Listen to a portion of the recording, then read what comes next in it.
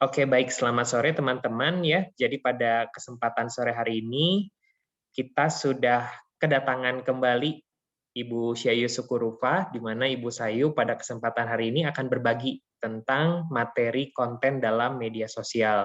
Nah, teman-teman, kalau seandainya teman-teman ketahui, konten itu sekarang sudah menjadi salah satu bagian penting dalam bagian pemasaran ya. Kalau seandainya dulu, konten itu mungkin pelengkap dalam bauran pemasaran ya, teman-teman. Tapi kalau sekarang, konten bisa jadi salah satu pertimbangan utama bagi seseorang untuk melakukan sesuatu bagi perusahaan ya. Entah itu melakukan download, entah itu meningkatkan brand awareness, entah itu menuju ke sales gitu ya, atau memacu penjualan dalam sebuah produk atau jasa tertentu. Jadi fungsi konten ini menjadi sangat bervariasi dan juga menjadi sangat dominan dalam area digital ini. Nah, tentu teman-teman kalau seandainya kita perhatikan dalam masa pandemi ini, teknologi itu memegang peranan penting ya. Maka dari itu kenapa teman-teman kalau seandainya pemasaran digital ataupun hal-hal yang berbau dengan digitalisasi itu jadi sangat booming sekarang. Karena sekarang hidup kita nggak bisa lepas dari teknologi ya, teman-teman. Handphone itu sudah menjadi salah satu bagian dan konten menjadi nyawa yang menghidupi elemen-elemen dalam teknologi tersebut. Maka dari itu, untuk kelas pada sore hari ini, teman-teman tolong aktif berpartisipasi ya. Nanti Bu Sayu akan bertanya pada bagian pertengahan atau bagian tertentu dalam kuliah ini, tolong dijawab dengan aktif, dan juga teman-teman tolong kalau seandainya ada pertanyaan yang dirasa, wah saya harus tahu nih lebih lanjut tentang ini, tolong jangan ditahan-tahan ya teman-teman ya. Nanti penasaran, kebawa mimpi, dan lain sebagainya. Oke, baik. Mungkin itu saja. Kita akan langsung berikan kelasnya pada Bu Sayu. Ya, silakan Bu Sayu. Oke, selamat sore semuanya teman-teman. Kita udah sempat ketemu sebelumnya dan beberapa kali saya berpartisipasi juga ditanya-tanya sama Pak Daniel. Di sore hari ini saya akan share soal konten di media sosial dan berbagai aspek di dalamnya yang perlu diperhatikan. Oke, kita mulai aja presentasinya.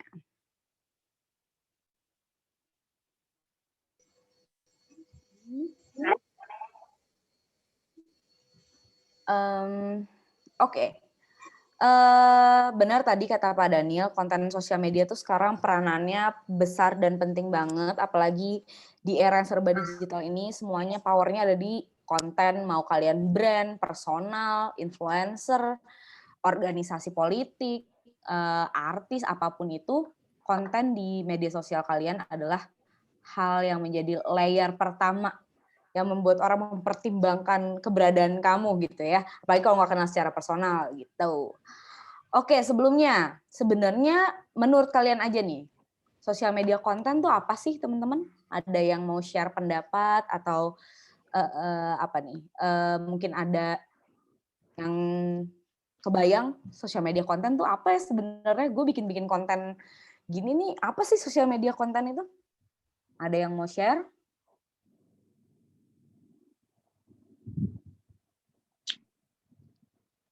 Krik. Oke, kalau gitu kita tunjuk saja ya.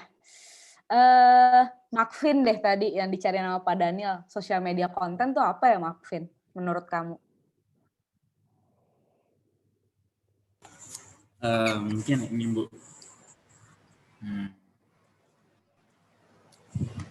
Konten gimana cara kita interpretasikan apa yang kita punya ke media secara visual mungkin. Oke, berarti konten yang ditaruh di platform media sosial supaya orang berinterpretasi tentang kita gitu ya. Oke, siap. Thank you, Makvin. Siapa lagi ya? Oke. Mira Fortuna, sosial media konten tuh apa menurut kamu, Mira? Sosial media konten menurut aku itu mungkin ini kali ya. Apa sih isi dari sosial media yang kita taruh di Facebook, di Instagram, atau platform-platform sosial media lainnya yang bisa narik perhatian dari calon konsumen atau audiens kita gitu. Oke, thank you Mira. Terima kasih. Siapa lagi? Yang terakhir nih, Firnas, menurut kamu sosial media konten itu apa, Firnas?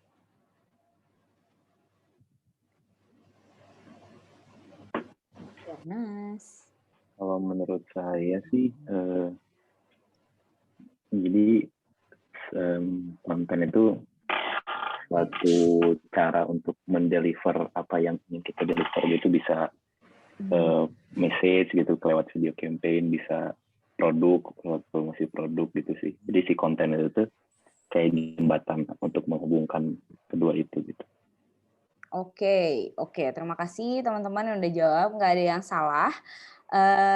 Interpretasi kalian rata-rata sudah benar gitu ya, bahwa sosial media konten adalah sebuah informasi yang ingin kalian sampaikan ke halayak atau ke masyarakat gitu ya, atau ke followers kalian atau calon target market kalian mungkin.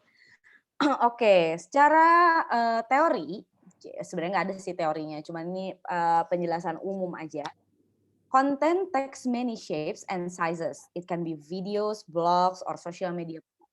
Whether you are promoting new products, introducing staff members, or simply engaging your followers, brands need to create content. Other kinds of online content include image, infographics, and tweets. Ya, jadi intinya apapun yang, ini dari perspektif aku di agensi atau aku di klien gitu ya, atau di brand, sosial media konten kita itu pasti tujuannya untuk promoting products, mau new, mau old, atau mau throwback gitu, intinya kayak promoting gitu ya. Terus introducing staff members, kalau kalian tahu Gojek itu punya akun live at Gojek. Nah, itu isinya adalah bagaimana mereka menceritakan kehidupan pekerja-pekerja di Gojek dan memperkenalkan kayak VP baru atau company baru yang gabung ke dalam Gojek, atau ya kegiatan-kegiatan fun lainnya yang dilakukan oleh pegawai-pegawai Gojek. Atau yang terakhir, sesimpel cuman mau engage aja sama followers, kayak pengen ngobrol aja, kayak pengen tahu aja pendapat mereka tentang produk kita atau tentang kita sendiri gitu. Bikin-bikin trivia kah, atau kayak cuma bikin story yang yes or no itu, kayak gitu. Jadi intinya konten itu apapun, mau video, mau teks, mau image yang kalian taruh di platform sosial media kalian. Tujuannya bisa beragam juga, seperti yang udah disebutin saya tadi. Begitu. Nah, ini ada 3 gambar yang dipost oleh 3 buah brand, dan ini lumayan menuai kritik dari berbagai orang gitu ya. Saya ingin kalian lihat dulu nih 3 ini, terus kasih pendapat kalian. Ini berarti ada 3 orang lah yang ngasih pendapat ya. Silakan pilih yang mana menurut kalian yang kayaknya ini nih gue ngerti ini kenapa ini kontroversial atau kenapa ini dikritik gitu. Silakan dilihat, terus sampaikan pendapat kalian.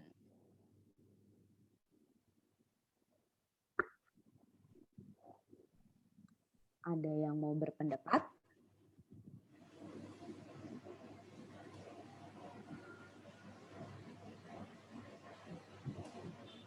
Ada yang mau berpendapat, teman-teman? Mungkin saya mau coba.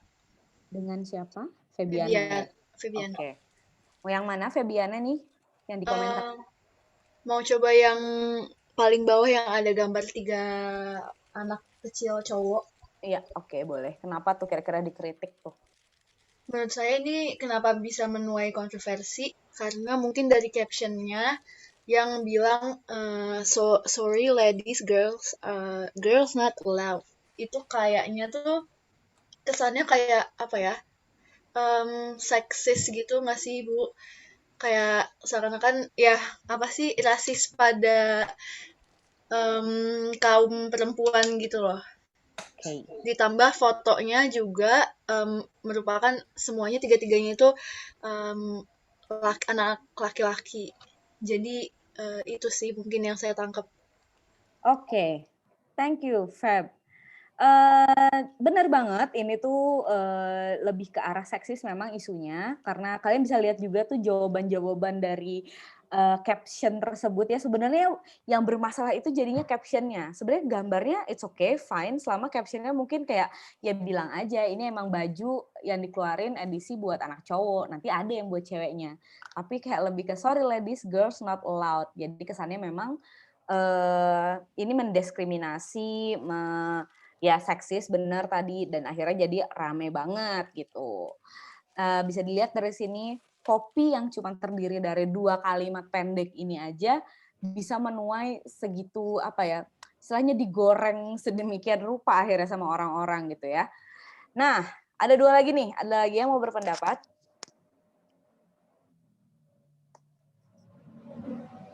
Ada?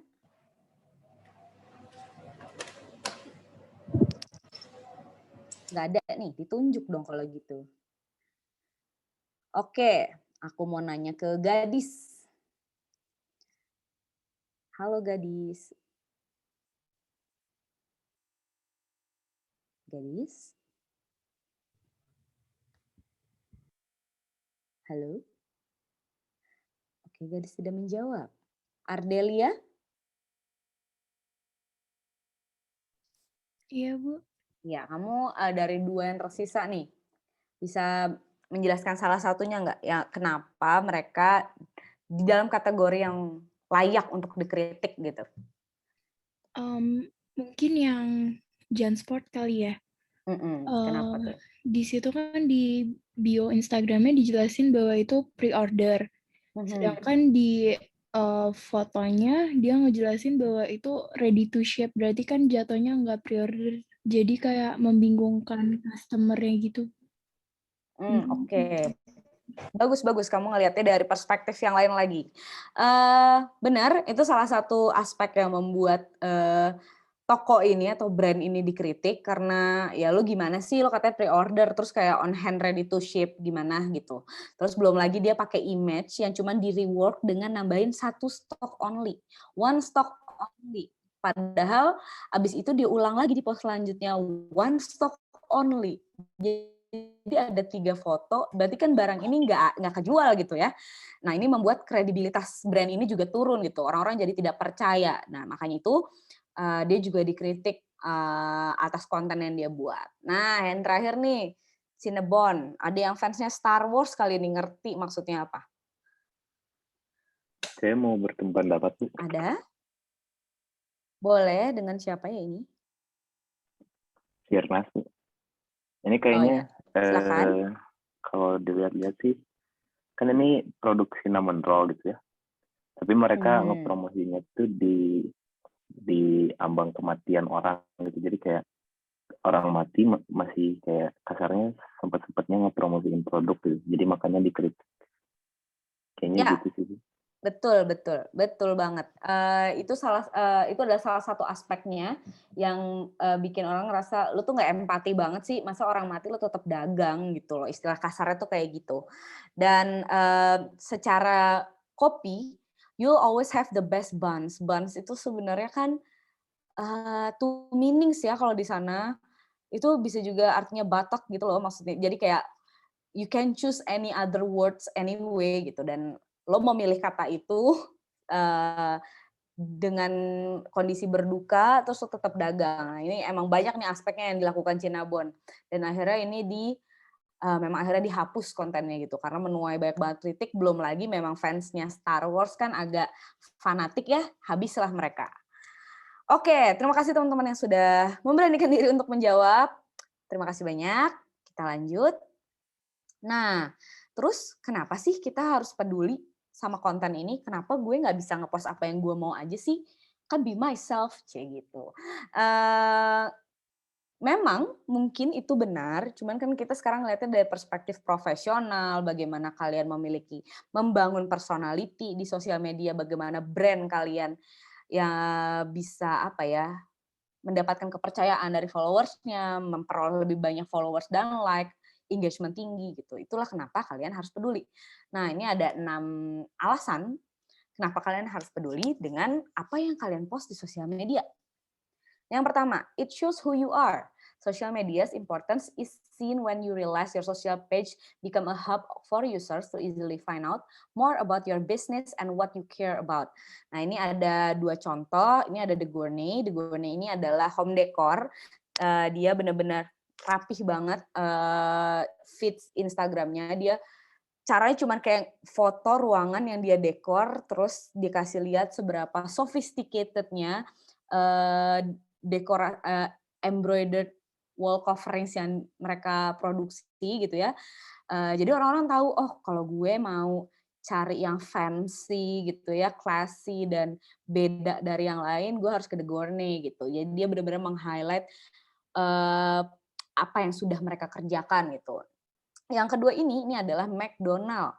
Kalau kalian sadar, McDonald itu memang bukan jagonya ayam. Jadi mereka tuh tidak pernah ngepost ayam di sosial media feeds-nya. Kalaupun iya, itu hanya jadi ornamen doang. Kalian bisa lihat di sini, mereka tuh highlight-nya burger, kentang, terus ada nugget. Nah ini adalah sebenarnya secara implisit dan eksplisit mereka pengen ngasih lihat ya, gue memang jualan ayam, tapi gue fokusnya nggak ke situ. Lo nggak bisa bandingin gue sama tetangga sebelah gitu. Jadi itulah kenapa penting kalian mempunyai strategi di dalam sosial media kalian, harus memperhatikan konten yang kalian bangun. Jadi orang-orang tuh tahu sebenarnya lo tuh jagonya di mana sih, lo tuh sebenarnya care mengenai apa sih, highlight produk lo tuh apa sih, kayak gitu. Yang kedua, to attract and target audience in easier and cost-effective way. Ini yang Airbnb, dia membuat campaign yang bagus banget menurut saya, We Accept. Jadi kayak mereka membuat campaign yang menunjukkan bahwa Airbnb itu menerima semua orang. Lu dari kulit apapun, agama apapun, dari manapun, lo bisa pakai aplikasi kita. Lo akan diterima oleh para penyewa gitu, dan lo boleh menyewakan aset lo gitu. Nah, message seperti ini mereka produksi di sosial media dan itu atraktif banget.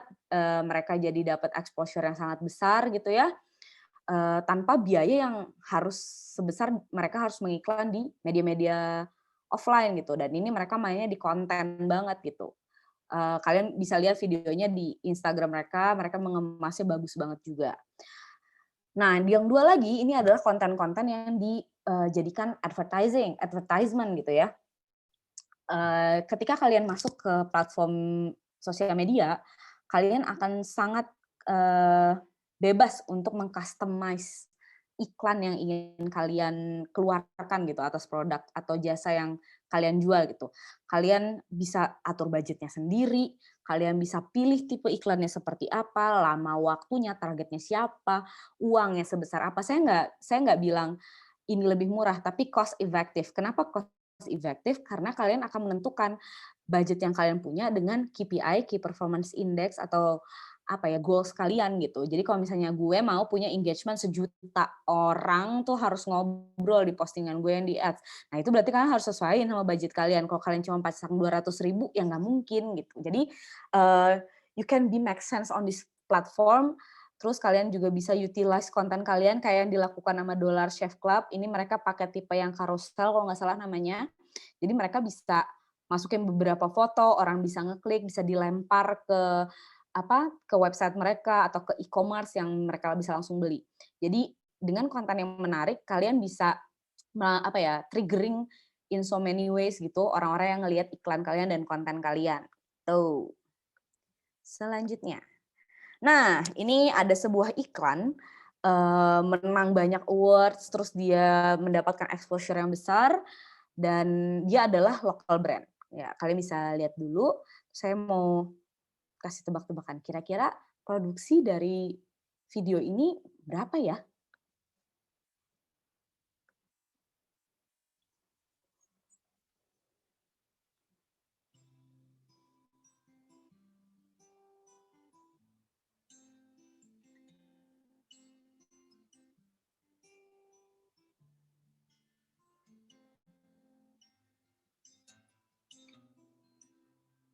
Let's dance in style, let's dance for a while. Heaven can wait, we're only watching the skies. Hoping for the best, but expecting the worst. Are you gonna drop the bomb now? Let us die young and let us live forever.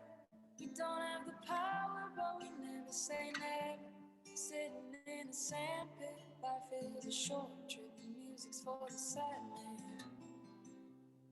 Can you imagine when this race is won? Turn our golden faces into the sun. Praising our leaders, we're getting into music's played by the madman.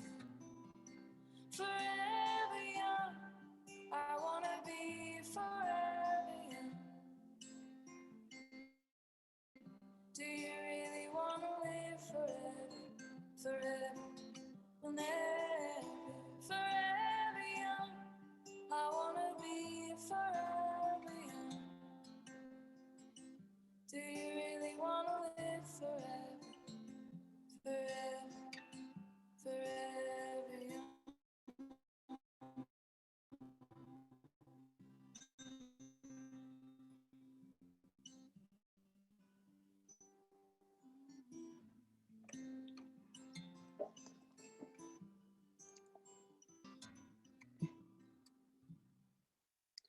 Oke, saya mau nanya dulu deh, kira-kira iklan ini maksudnya apa ya? Terus budgetnya nih iklan seunyu ini tuh berapa ya? Dia mau mencoba menjawab? Nggak akan dijudge kok teman-teman, santai aja.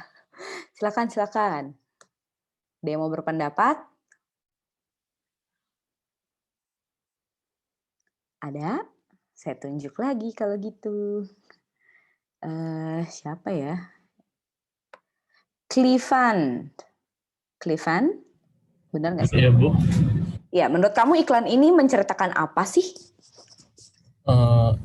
Tadi saya agak putus-putus soalnya jaringan, tapi yang saya tangkap itu tentang kegiatan anak kecil, tapi yang harusnya dilakuin sama orang dewasa gitu ya, Bu.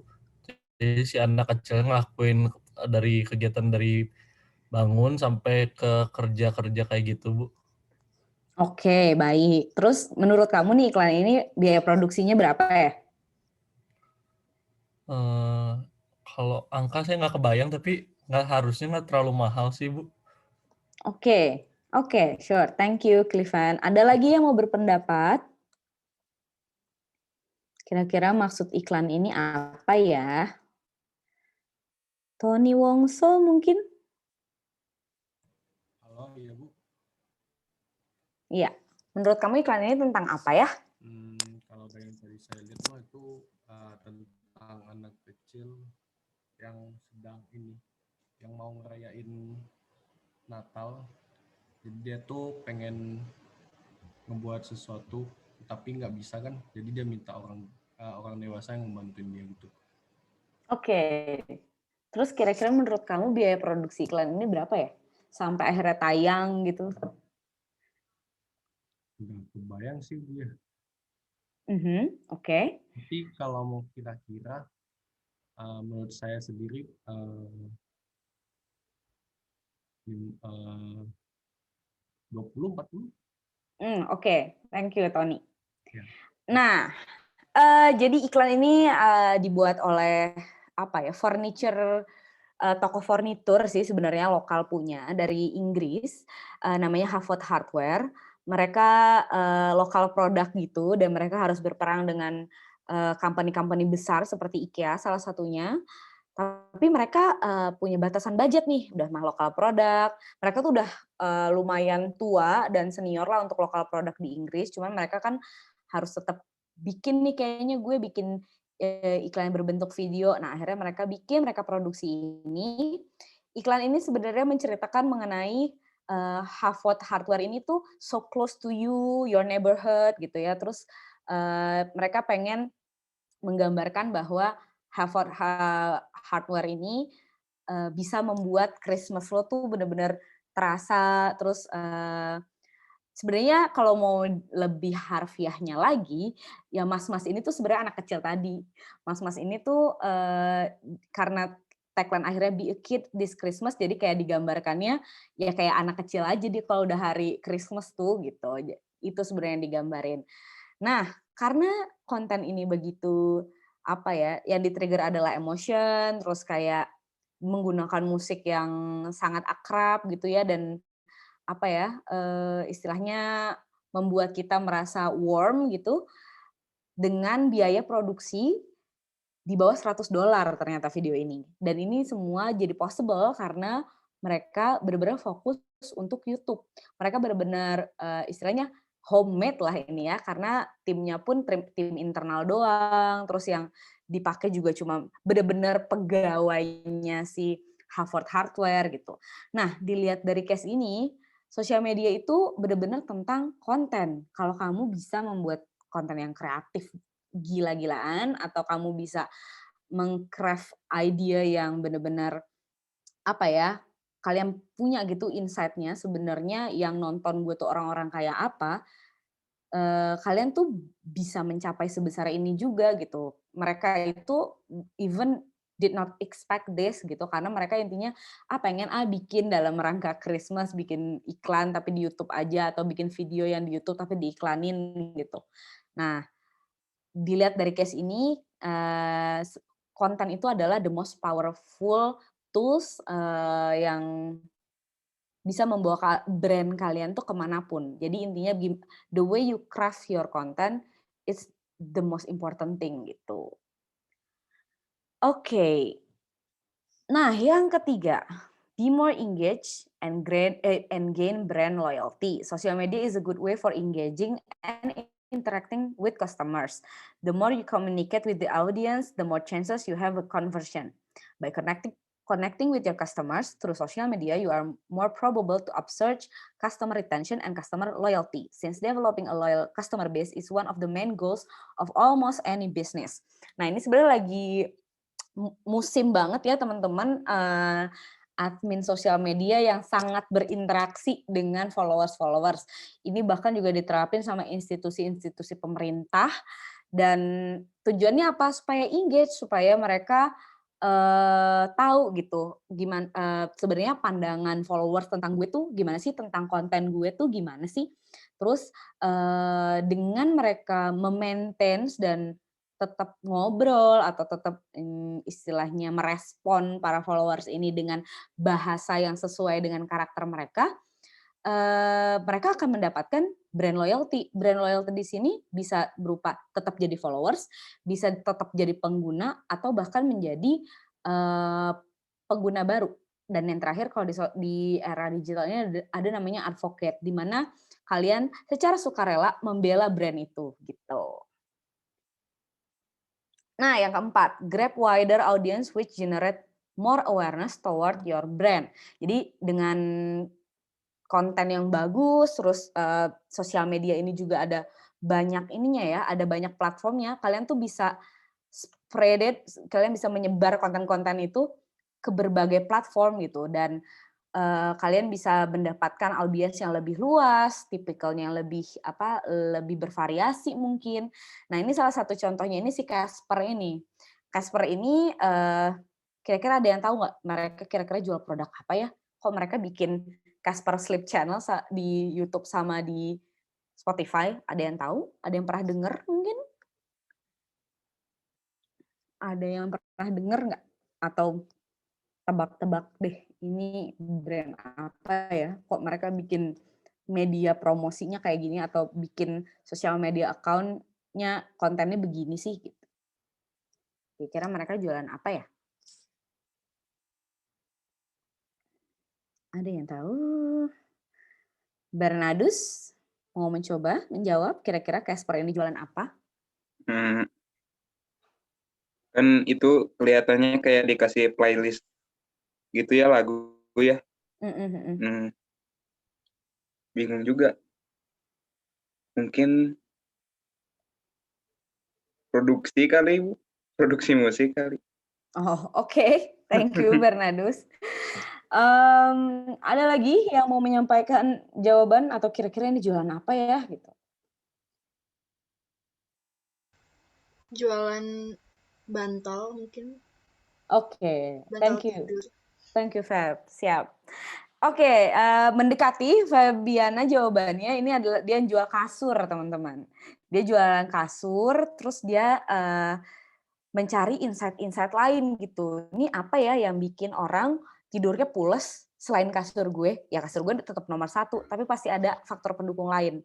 Nah, akhirnya mereka menemukan insight bahwa, oh orang tuh supaya tidur banyak juga yang harus dengerin lagu-lagu yang kalem gitu, yang menenangkan. Nah, akhirnya mereka bikinlah playlist, di mana ini salah satu metode baru juga, pendekatannya juga agak beda dibanding pesaing-pesaingnya, dan akhirnya mereka memperoleh apa ya istilahnya, banyak exposure lah karena pendekatan yang berbeda ini, pendekatan konten yang berbeda ini. Kalian juga harus bisa nih kayak gini, kayak memanfaatkan channel-channel ini dengan cara yang mungkin beda dari kompetitor kalian. Kalian harus cari insight yang lebih dalam lagi gitu terkait produk dan target audiens kalian. Ini dari Casper ini mungkin dia juga bisa jadi kolaborasi sama penyanyi-penyanyi untuk bikin playlist sendiri, dan itu pasti exposure akan lebih tinggi lagi, orang-orang akan lebih aware lagi sama produk ini gitu. Nah, yang kelima, great content will generate better leads and visibility. Jadi kalau misalnya konten kalian bagus gitu ya, kalian membuat konten dengan sangat niat, dengan effort yang baik gitu, dan dipost dengan cara yang benar, waktu yang tepat. Nah, kalian akan apa ya, istilahnya orang-orang tuh akan lebih percaya gitu, dan orang-orang ini akan eager untuk berinteraksi dengan brand kalian. Kalian juga akan lebih kelihatan sama orang secara umum, karena orang akan mungkin ada yang followers kalian atau yang bukan followers kalian secara sukarela men-share konten kalian, dan itu akan membuat apa ya, cakupan kalian jadi lebih melebar lagi gitu. Dan yang keenam, insight for a better future. Jadi kalian dengan konten-konten yang bagus, kalian bisa melihat nih, apa ya yang bikin konten ini yang nge-like ada 1000, terus yang nge-save ada 80, sedangkan yang satu lagi yang nge-like cuma 35, tapi yang nge-save 1000. Nah, yang kayak gitu kan berarti karena kalian udah niat banget nih bikin kontennya, tapi ada perbedaan performance, jadi kalian mencari insight, apa mungkin karena warnanya, atau karena kopinya, atau karena promonya. Jadi kalau kalian membuat konten dengan niat, kalian akan lebih mendapatkan insight yang apa ya, useful gitu untuk perbaikan ke depannya. Seperti itu. Nah, di sini ada 5 tipe konten yang lebih baik daripada tipe konten yang lain. Nah, ini dari riset selama beberapa periode gitu ya, ternyata 5 konten ini nih yang paling apa ya, bikin orang stay, generate more conversion kayak gitu. Yang pertama, live streams. Most social media platforms today have the live stream option, and people seem to love it because it allows them to engage with brands in real time. Jangankan brand gitu ya, kalau ada artis atau idola kalian live aja, kayak kalian bawaannya mau JB-JB gitu ya, mana tahu nama gue dipanggil, di shout out gitu nggak sih? Nah, itu jadi tren, bahkan ada platform kalau nggak salah namanya Twitch gitu ya, yang buat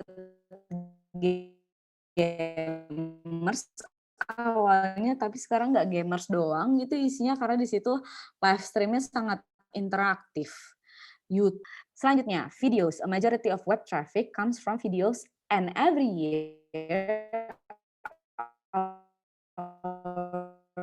rate of video consumption increases. Videos are visually engaging and they tend to perform really well on social media, where people have tahu nih bikin konten video nih.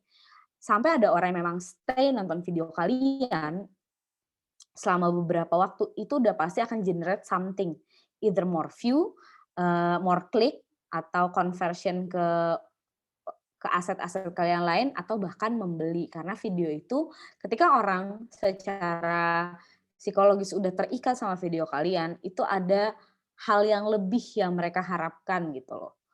Atau hal lebih yang expected to be done by them gitu. Jadi mereka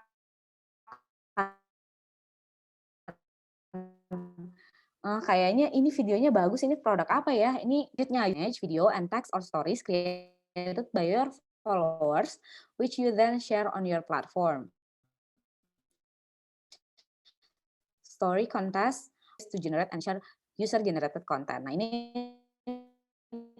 itu kayak kalau misalnya kalian lagi unboxing nih, terus kalian video, tahu-taunya di-repost sama brandnya. Nah, itu namanya salah satu contoh user-generated content, teman-teman. Dan itu performanya terhitung secara algoritma itu lebih baik, karena percabangan antara lingkar kalian sama lingkar brand tuh jadi bercampur. Jadi perluasan exposure-nya jadi lebih besar gitu. Selanjutnya ada infographic. Infographics are popular social media content because they are eye-catching and extremely engaging, while still sharing relevant educational information. Nah, ini kalau misalnya kalian follow media kayak Tirto gitu ya, nah mereka tuh yang jadi jagoannya tuh emang infografisnya, karena zaman sekarang siapa sih yang mau ngelihat data dari Excel di screenshot? Kayaknya enggak ya. Jadi infografik itu kalian tuh eager untuk membaca karena visualnya bagus, tata letaknya, judulnya, atau data yang dikeluarkan itu memang sesuatu yang relevan sama kalian. Dan infografik itu ternyata merupakan salah satu jenis konten yang ditunggu-tunggu gitu, yang orang tuh akan mantengin. Infografik biasanya juga kan bukan sesuatu yang bisa ditelaah dalam waktu 3 detik selesai baca gitu. Orang biasanya berhenti kalau misalnya memang mereka ngerasa ada faktor di dalam gambar itu yang oke gitu, yang kalian rasa relevan, kalian akan stay. Dan itu yang membuat infografik menjadi konten yang terbaik untuk kalian produksi. Yang terakhir, how to and educational content. The main reason your business exists is to provide solutions to people's problems. How to continue to remain on the top of the list when it comes to the most conscious benefit from them. Nah, zaman sekarang tuh apa sih yang nggak kalian cari di internet gitu? Kayak how to fix your iPhone, Apple Watch, pasti ada aja nih orang yang langsung nyari-nyari aja lah dulu di Google, mana tahu gue bisa gitu. Nah, sebenarnya hal-hal sesimpel itu tuh bisa bikin orang engage sama konten kalian. Kalau kalian kerja di brand atau kalian punya brand, pasti ingin menyelesaikan masalah apa sih? Sebenarnya kira-kira orang-orang yang akan beli produk gue atau yang jadi followers gue tuh membutuhkan tips apa ya ke depannya yang berkaitan dengan produk gue gitu. Nah, 5 hal ini yang perlu kalian explore, kalian asah lagi gitu ya supaya lebih perform gitu. Karena 5 konten inilah yang dirasa oleh berbagai pihak merupakan tipe konten yang lebih baik gitu dari tipe-tipe konten yang lainnya gitu. Nah, ini one of best UGC best YouTube video.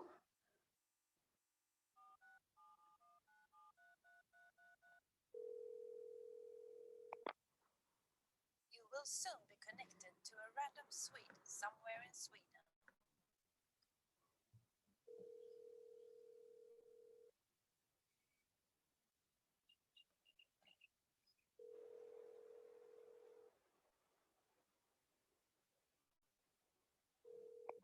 Hello, Sweden speaking.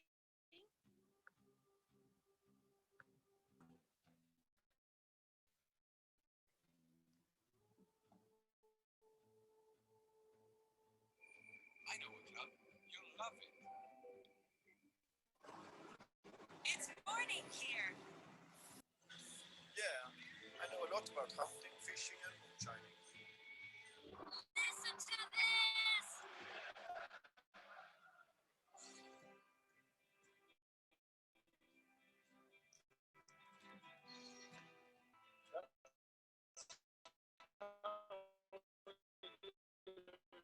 It's easy.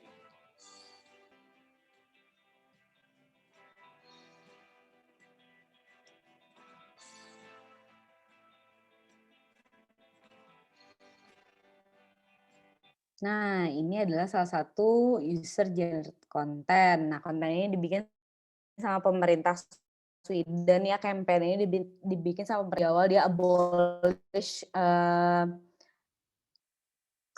aturan-aturan yang berkaitan dengan copyright gitu-gitu ya, censorship bukan copyright, yang berkaitan dengan censorship, sehingga mereka membuat sebuah nomor yang bikin kalian bisa nelpon orang Sweden randomly, terus kalian bisa ngobrol mengenai Sweden gitu.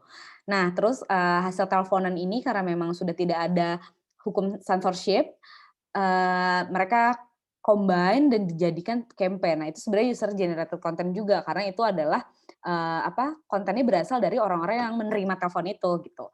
Nah, cuman mungkin kalau di Indonesia this will be a very hard thing to do ya. Kebayang nggak sih kalau kita punya nomor khusus Indonesia terus yang ngangkat kayak random people, kayaknya enggak ya. Jadi kita secara infrastruktur belum siap, secara people pasti juga belum siap gitu dengan hal-hal yang seperti ini. Tapi ini mendapatkan beberapa award dan exposure yang besar karena idenya menarik dan dikemasnya juga kontennya bikin orang tuh penasaran gitu.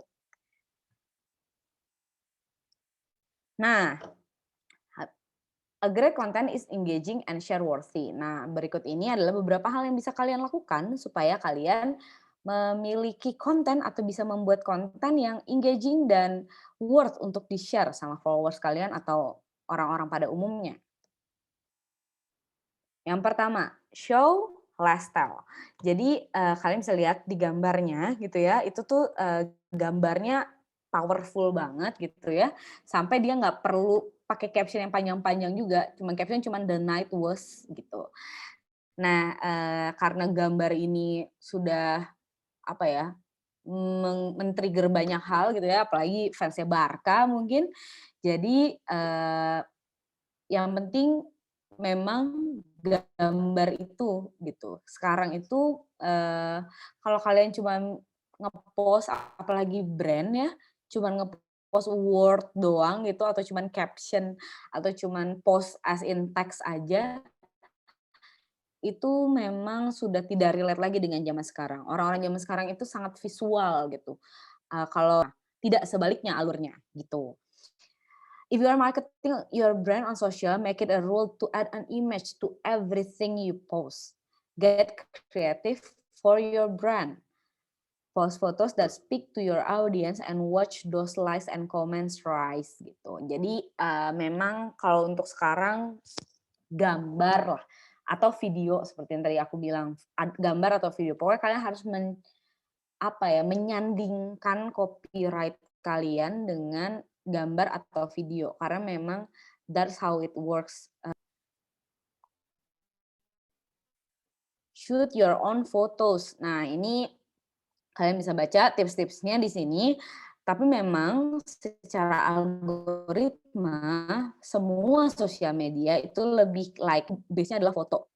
Bukan yang kalian ambil dari Shutterstock, terus kalian edit atau yang dari Google Image, terus kalian edit.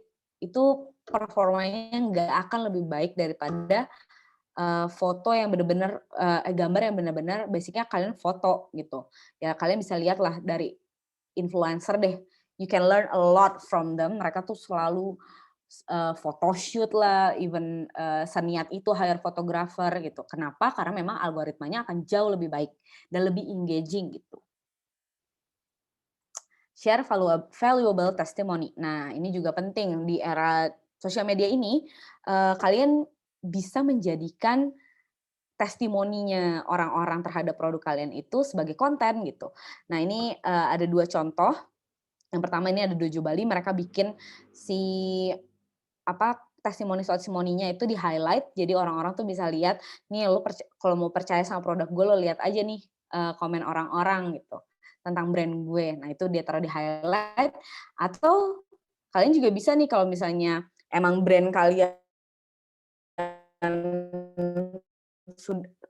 juga cukup pede dengan produk kalian gitu ya, dan user kalian dan kalian punya fan base mungkin gitu ya, kalian bikin malah khusus 11.000 followers hanya di akun review sepatunya doang. Jadi orang-orang bisa ngepost di sini. Jadi orang-orang yang ngepost bahkan postingannya di-post ulang di sini kayak gitu. Jadi sebenarnya untuk ngebangun kepercayaan juga gitu. Jadi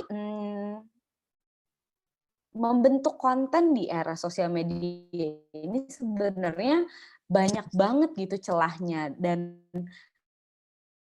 kayak apa aja bisa dijadiin konten as long as itu memang kalian atau di target market kalian.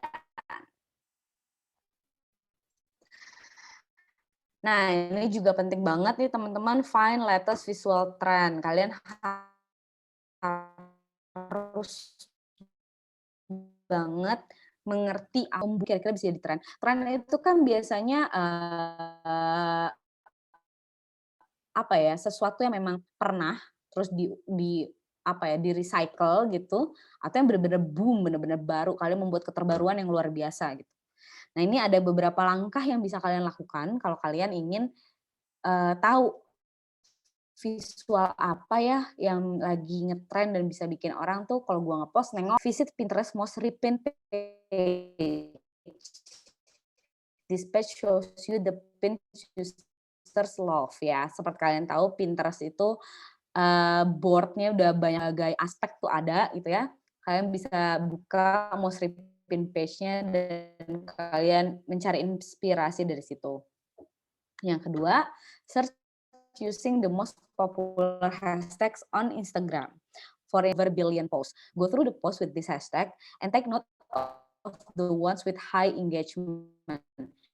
Jadi kalian bisa buka nih hashtag-hashtag yang rame banget nih kayaknya yang ngepost pakai hashtag ini, misalnya kayak throwback, terus yang paling tinggi engagement yang mana, jadi kalian bisa cari inspirasi dari situ. Terus yang ketiga, do a Google search for popular image trends. You can browse through top ranking site to learn about image trends, like the ones in this guide from Canva. Nah, kalian bisa buat itu template ya, berbagai template gitu, dan mereka memang hiring professional designer untuk membuat template yang sesuai dengan tren yang ada berbagai taste di dalamnya. Nah, itu bisa kalian jadiin inspirasi juga gitu. Ini penting, kenapa? Karena seperti yang tadi saya bilang di awal, di poin pertama, social media user sekarang itu all about visual gitu. Nah, yang kelima ini, mungkin ada yang pernah ikutan juga kali ya, make a contest. Jadi kalau kalian sering lihat kuis seru-seru gitu ya di brand gitu, nah ini adalah sebenarnya salah satu strategi mereka supaya punya engaging dan share-worthy content. Nah, tiga tipe yang biasanya workout gitu ya di kontes-kontesan ini. Yang pertama, like, comment, and share to join. User like your post and share it with their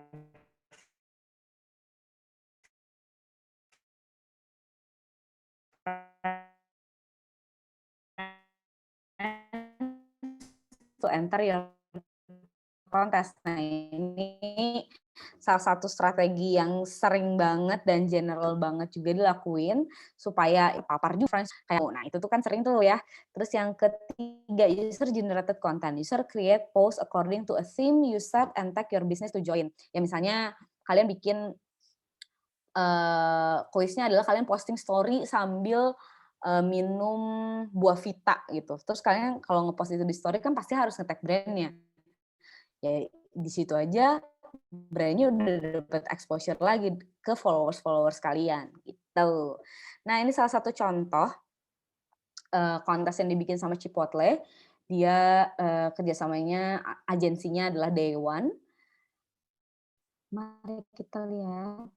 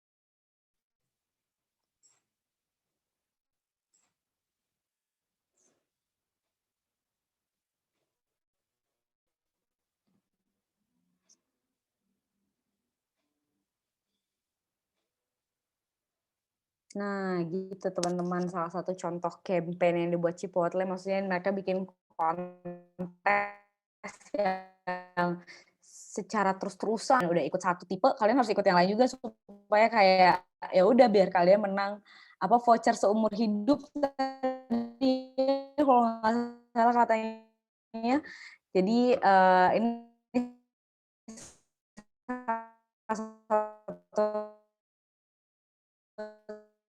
cara kreatif karena dia pakai berbagai bikin video konten. Pastikan itu berimpact, maksudnya pastikan itu membuat sebuah perubahan yang signifikan untuk brand kalian juga. Jadi kan sesuatu yang memperbaiki performa dari akun atau konten media sosial kalian. Yang keenam, use the right hashtag, right on the wave.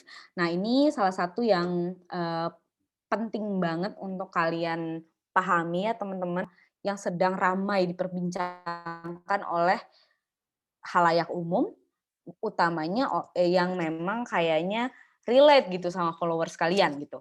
Kayak ya sesimpel BTS Meal kemarin gitu ya, kalian bisa lihat dari hashtag BTS Meal itu banyak banget yang merespon, entah menjadi meme, bahkan menjadi menu baru tapi sebagai plesetannya. Nah itu adalah bagaimana strategi brand ini ride on the wave gitu, bagaimana keramaian atau kebisingan di sosial media, di jagat digital yang dibuat oleh BTS Meal ini juga berimpact, juga mereka bisa mendapatkan exposure juga atas itu. Tinggal tambahin hashtag doang, terus orang-orang juga ngeliat postingan gue kayak gitu. Dan it's very okay. Itu bukan sesuatu yang kayak, apa sih ikut-ikut? No, itu bagian dari strategi. That's fine. Terus yang ketujuh, be friendly with the influencer or famous people. Tag them. Nah, ini tuh SKSD itu ternyata perlu, teman-teman. Jadi kayak kalau misalnya ini bagian dari kalian harus awas terhadap apa yang lagi ngetren atau apa yang di-post sama seorang artis atau tokoh.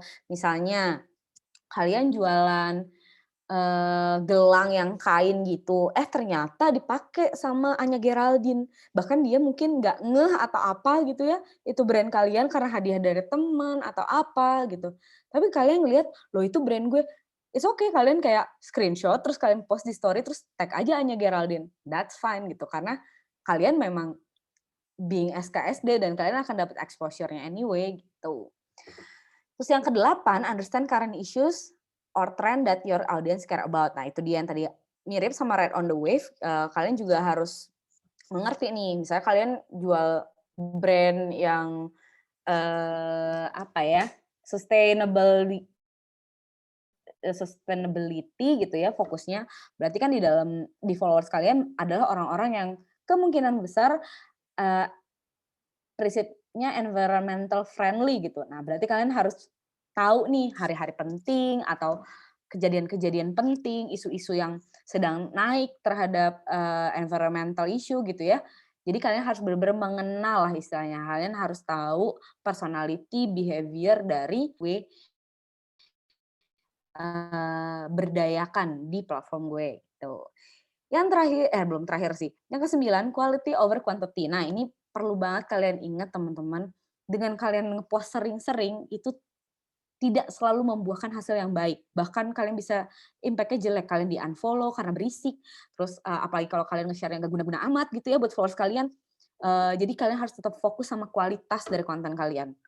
Kalau misalnya memang harus banyak, pastikan itu memang harus banyak.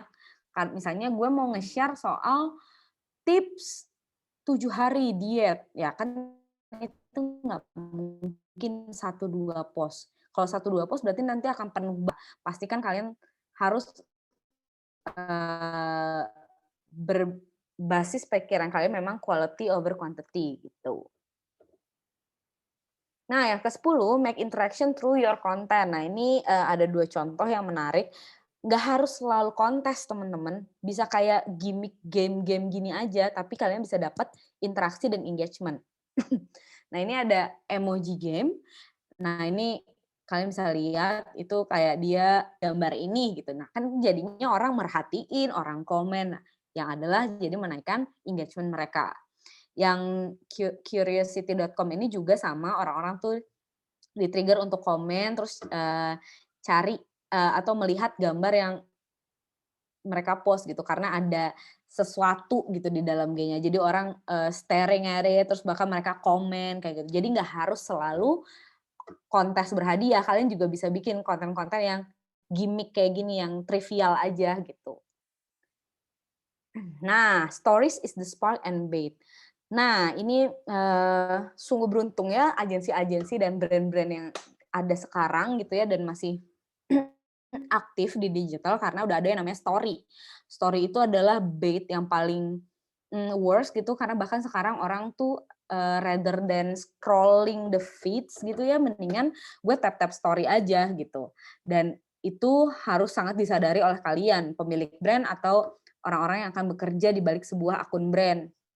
Kayak yang bisa kalian lihat di sini, yang Tacos ini tuh mereka sebenarnya mau ngelempar lagi dari story ini, mereka ngajak orang see more, want the recipe, see more. Nah, dari story ini sangat efektif sekali untuk ngebait orang ke platform yang lain atau ke postingan yang lain kayak gitu. Sama kayak contoh yang ini kayak National Geographic ya kalau nggak salah, ini mereka mau campaign soal kebersihan di laut gitu ya, dari gambar ini, terus mereka bikin beberapa story dan bikin orang-orang trigger untuk ngebuka take your pledge gitu. Jadi mereka mau dilempar lagi ke hal yang lain. Nah, kalau Starbucks mereka lebih ke seru-seruan Instastory-nya. Mereka pengen gue tuh berinteraksi banget sama followers gue. Gue pengen tahu bagaimana perspektif mereka tentang brand-nya, tentang produknya, tentang personality brand-nya, kayak gitu. Jadi manfaatkanlah platform stories ini sebaik-baiknya dan semaksimal mungkin. Oke, so far untuk perkontenan itu sampai situ dulu. Ada yang mau bertanya sebelum saya masuk ke hal teknis social media content calendar? Ada yang mau bertanya?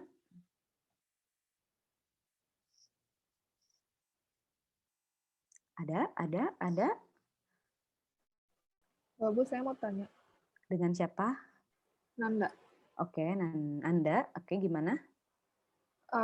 Jadi kalau misalnya kita tahu konten apa yang sebenarnya tuh banyak disukain sama orang-orang, tapi terlepas dari kita ngecek engagement misalnya di Instagram kita kayak gimana, itu biasanya gimana ya, Bu?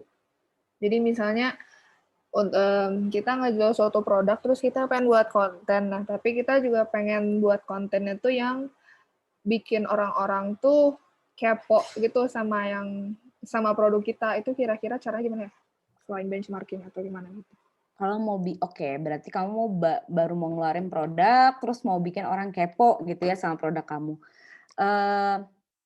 Kalau untuk produk brand new, nothing organic works anymore ya, karena algoritma itu sudah unfair sama konten-konten yang organik.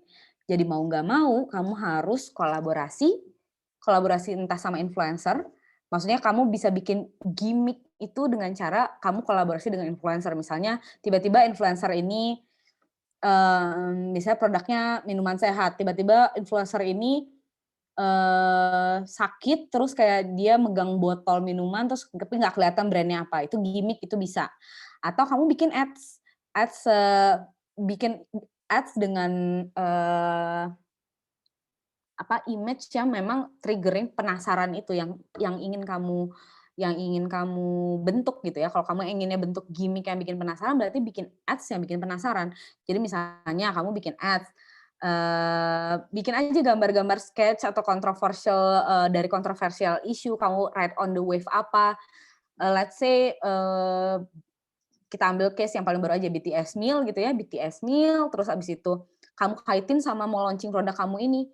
Misalnya tahu-taunya kamu pakai Blackpink gitu, atau kamu cuma sketch Blackpink atau siapapun gitu ya, terus abis itu kamu ajak orang ke page kamu, yang berarti sudah harus ada kontennya. Berarti konten penasaran itu harus secara konsisten kamu post terus gitu. Jadi yang pertama kalau misalnya kamu baru launching, I could say that organic ways is not working anymore. Jadi kamu harus punya ide lain, kolaborasi, boleh juga nggak harus influencer gede, pakai aja influencer-influencer kecil atau teman-teman aja, tapi bikin itu gaung gitu. Jadi itu yang bikin penasaran. Dan penasaran itu yang harus kamu bikin konsisten gitu. Dan kamu harus, berarti di situ kamu harus main dengan timeline. Berarti di situ kamu harus main dengan bagaimana rasa penasaran itu grow. Berarti mainnya berbeda di konten. Kayak gitu sih paling. Oke, makasih Bu. Ya, sama-sama. Ada lagi?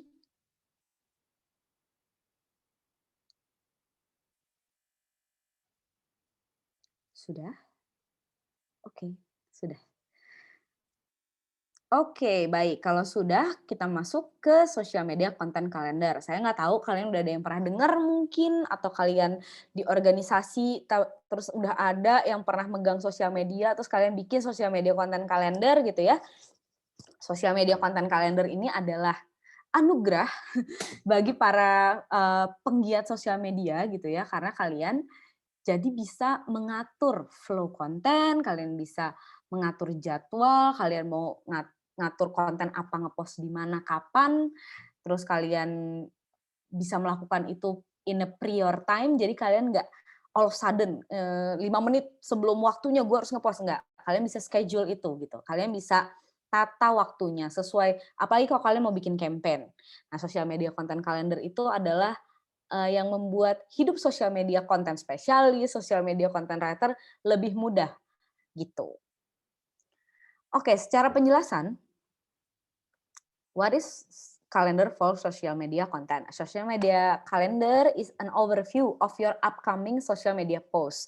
It can be organized in the form of a spreadsheet, Google Calendar, or interactive dashboard if you are using a social media management app. Nah, sekarang tuh kalian sudah sangat dipermudah ya, teman-teman. Udah banyak banget platform untuk kalian membuat social media content calendar ini gitu. Kalian bisa bikin di spreadsheet, kalian bisa bikin di Google Calendar, bahkan udah ada third party, banyak banget third party yang sangat memudahkan. Nggak cuman kalian bisa ngejadwalin atau bikin kalender di situ, kalian bisa approval di situ juga. Approval kalau misalnya kalian ada sosial media spesialis, berarti harus ada supervisor yang approve. Atau kalau kalian membawahi sosial media spesialis, berarti kalian harus approve dulu konten itu. Kalau ada revisi, kalian bisa langsung feedback di situ. Karena di waktu zaman-zaman saya itu, satu-satunya platform adalah platform email. Di mana berarti saya harus bikin sosial media konten itu entah di Excel atau di Word atau di PPT. Terus dikirim dulu ke klien atau ke bos saya, habis itu di feedback, habis itu dikirim lagi ke saya, habis itu saya ganti, habis itu dikirim lagi, such a waste ya. Tapi sekarang kalian udah lebih mudah, dipermudah gitu ya, mengorganize konten-konten sosial media ini, karena sudah ada platform yang bisa langsung kerja bareng di tempat, kayak spreadsheet, Google Spreadsheet gitu ya. Kalian bikin, terus kalian tinggal chat gitu, bos kalian atau klien kalian, mereka bisa feedback di situ, feedbacknya kalian ganti di situ juga, sangat mudah gitu. Nah, intinya adalah sosial media konten kalian ini adalah membuat plan. Kalian biasanya plan ini adalah a week prior. Jadi kayak misalnya kalian harus bikin konten Senin minggu depan harus udah jadi di minggu ini.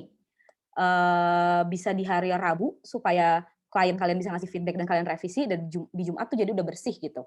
Atau ya kalau basi-basi banget kalian bisa lembur sampai Sabtu dan Senin untuk konten di Senin minggu depan atau minggu depan full gitu. Nah, terus kenapa ya kita butuh ini? Emang benar ya kita butuh ini gitu. Emang nggak bisa gue tiba-tiba ngepost aja hore hari ini juga gitu. 5 menit sebelum jam 8 malam gitu. Enggak, karena hidup tidak ada yang tahu ya teman-teman. Bisa aja tahu-tahu kalian lagi ada apa, terus kayak bos kalian nggak bisa feedback, kalian nggak bisa ngepost, tapi nanti waktunya kelewat, banyak banget faktornya. Itulah kenapa konten sosial media konten kalender ini sangat dibutuhkan. Yang pertama, save time by being organized. Kalian bisa mengorganisir gitu loh konten-konten kalian gitu, dan kalian jadi nggak serba gerabak-gerubuk, buru-buru, atau kalian jadi gara-gara H-1 baru ngerjainnya nih, kalian overtime terus, kalian nggak dapat approval yang kayak gitu-gitu. Nah, itu bisa terhindar dengan kalian membuat sistem sosial media konten kalender ini. Yang kedua, make a fewer typos and also reduce the risk of big mistakes. Nah, kalau kalian kerja di brand atau kalian kerja di agensi, kalian tuh akan sangat hampir tidak mungkin memegang hanya satu akun sosial media. Jadi kalian akan punya beberapa, dan kalau misalnya kalian tidak punya sosial media content calendar ini, kalian akan terburu-buru dan kemungkinan salah post di akun yang mana, typo, harusnya jam berapa jadi jam berapa, harusnya AM jadi PM. Itu adalah kendala-kendala yang akan terjadi kalau kalian buru-buru atau tidak punya sistem organisir yang kayak si sosial media content calendar ini gitu. Nah, jadi kalian akan sangat terselamatkan kalau kalian bikin ini dulu. Yang ketiga, sharper on social media strategi. Nah, ini misalnya kalau kalian punya brand nih, kalian punya bisnis, gue mau bikin campaign seminggu soal cara memiliki cara merawat tanaman di rumah gitu ya. Berarti kalian harus udah punya plan tuh minggu depan. Berarti gue hari Senin ngepost ini jam segini. Hari Selasa berarti gue bikin video tentang gimana cara nyiram tanaman yang benar misalnya gitu ya. Nah, jadi dengan ada social media content kalian ini jadi kebaca gitu loh. Strategi atau campaign kalian tuh alurnya gimana, hashtag apa yang mau dipakai dan lain sebagainya, dan proposing image-nya juga jadi lebih jelas kayak gitu. Yang keempat, never miss important or relevant moment. Nah, ini juga nih, misalnya kalian megang brand F&B atau kalian punya brand F&B gitu. Terus kalian jualnya burger. Siapa juga sih yang tahu hari burger internasional di luar kepala gitu kan. Nah, yang kayak gitu-gitu tuh jadi terselamatkan kalau kalian punya konten kalender. Jadi kalian bisa take notes dulu, kalian bisa cari inspirasi dulu, bikin plan-nya dulu. Kalian bisa catat, oh tanggal segini berarti gue harusnya ngucapin apa, hari penting apa, yang kayak gitu-gitu. Dan itu sebenarnya matter gitu, karena kalian istilahnya ikut berpartisipasi sama sesuatu hal yang penting di bidang kalian untuk brand kalian. Dan mungkin penting juga untuk followers kalian. Gitu. Yang kelima, easy to check, evaluate, and make a better one. Dengan adanya sosial media content calendar ini, kalian jadi gampang nih ngecek, oh ini udah di-post belum ya, terus ini linknya bener atau enggak ya, terus bisa dievaluasi dengan cepat juga. Lo harusnya kan nge-post tanggal segini, kenapa telat, atau kenapa kecepatan, kok salah akun, yang kayak gitu-gitu. Jadi dengan adanya sosial media content calendar ini, pekerjaan kalian tuh jadi mudah dicek, mudah di reminder, terus kalian dari evaluasi, misalnya nih udah ada konten kalender untuk bulan Juni. Nah, untuk evaluasi bulan depannya, kalian bisa lihat tuh dari konten kalender selama bulan Juni ini, oh oke nih performance-nya jelek, berarti konten yang ini nggak ada lagi di bulan Juli. Gitu. Atau, oh ini yang nge-share ternyata sedikit banget ya, oh berarti harus digimanain ya. Nah, jadi kalian bisa evaluasi secara terorganisir gitu teman-teman, nggak tiba-tiba ini kayaknya followersnya kurang naik nih, kayaknya kita harus bikin ads deh, tapi nggak ada evaluasi dari kontennya. Nah, dengan ada sosial media content calendar ini, kalian akan lebih mudah melakukan evaluasi tersebut. Terus, sebentar.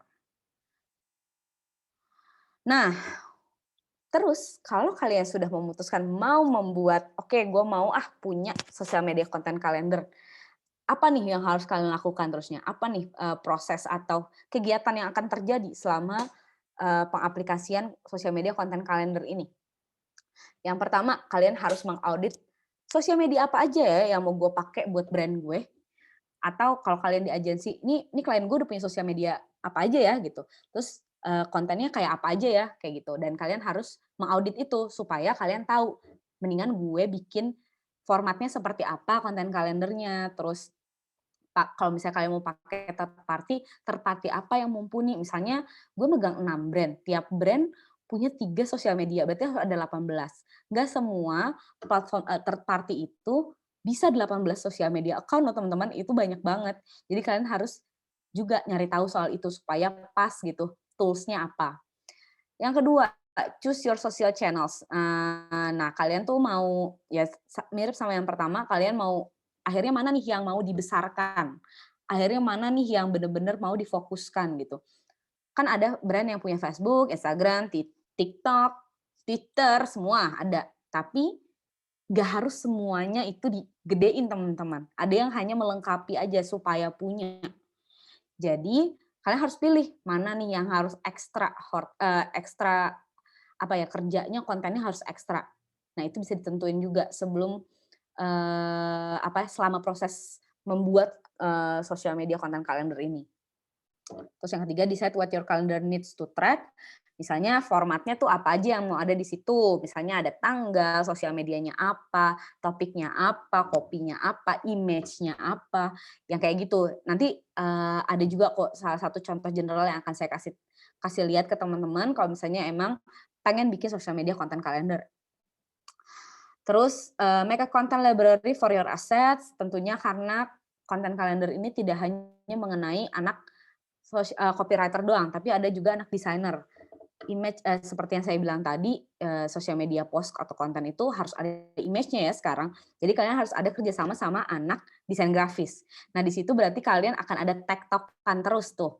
Nah kalian harus tahu juga di mana folder-folder ini berada dan bagaimana memudahkan akses satu dan yang lainnya kayak gitu.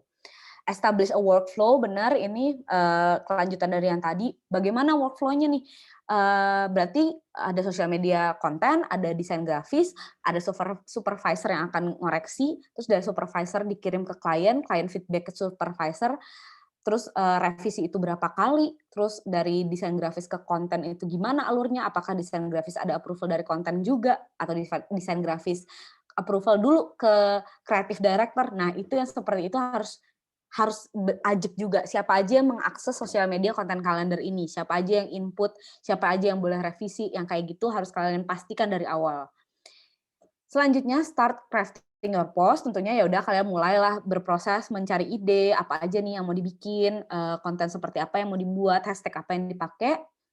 Habis itu invite your team to review and use their feedback to improve. Itu kalau kalian memang kerjanya di dalam sebuah perusahaan, approval-nya memang dari supervisor atau creative director kayak gitu. Tapi kalau misalnya kalian adalah agensi, berarti ada tahap approval ke klien, yang dimana itu adalah bisa panjang banget kalau nggak ada SOP di awal. Mereka bisa seenak-enaknya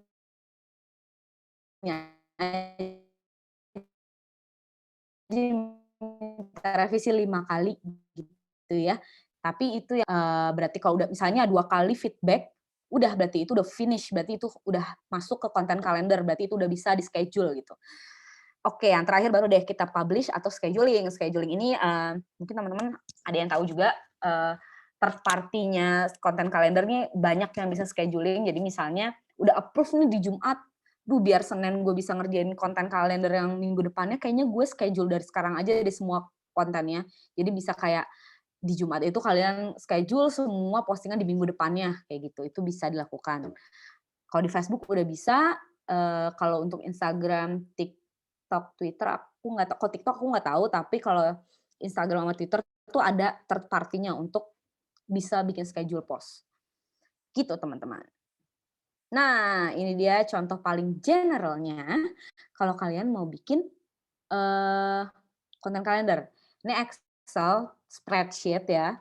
Jadi kayak gini format generalnya banget yang aman lah. Maksudnya kalian kalau misalnya butuh tambahan-tambahan lain, kalian bisa tambah sheet-sheetnya sendiri. Cuma menurut aku ini efektif aja kalau cuma segini gitu. Di sini ada nama social network-nya, week 1 di hari Senin misalnya gitu ya. Terus ada tanggal, terus waktu. Nah, waktu ini penting banget, AM, PM, yang kayak gitu tuh kadang itu suka messed up kalau brand-nya udah banyak atau lagi campaign besar. Content type-nya, bisa, ya itu ada how to video, misalnya ada quotes mungkin atau apa, topiknya apa. Nah, social copy ini bagian anak copywriting, content writer gitu ya. Di sini bisa kalian tambahin lah tulisannya ini, kalau aku tambahin to be filled in 3 days before publishing. Terus reference, nah ini biasanya untuk anak-anak desain grafis, supaya mereka ada bayangan nih, lu mau image kayak apa sih bos gitu. Jadi kalau nggak kayak tiba-tiba cuma brief, ya bikin aja image kayak di caption gue. Itu kemungkinan besar akan terjadi keributan ya. Jadi mendingan kalian kasih link di situ, link contoh gambar atau link Pinterest-nya gitu. Nah, kalau yang terakhir ini untuk yang di schedule biasanya. Misalnya udah di schedule nih, nah kalian masukin nih ke sini link-linknya. Jadi nanti supervisor kalian bisa ngecek atau klien kalian mungkin yang bisa ngecek kayak gitu. Nah, ini adalah format yang paling aman nih teman-teman. Semua terakomodir dengan baik. Tapi ada banyak sebenarnya format lain tergantung. Ini benar-benar fleksibel. Tergantung klien maunya apa, tergantung kantor kalian formatnya biasanya gimana. Kayak gitu. Nah, ini aku kasih beberapa referensi untuk third party kalau kalian tertarik gitu ya.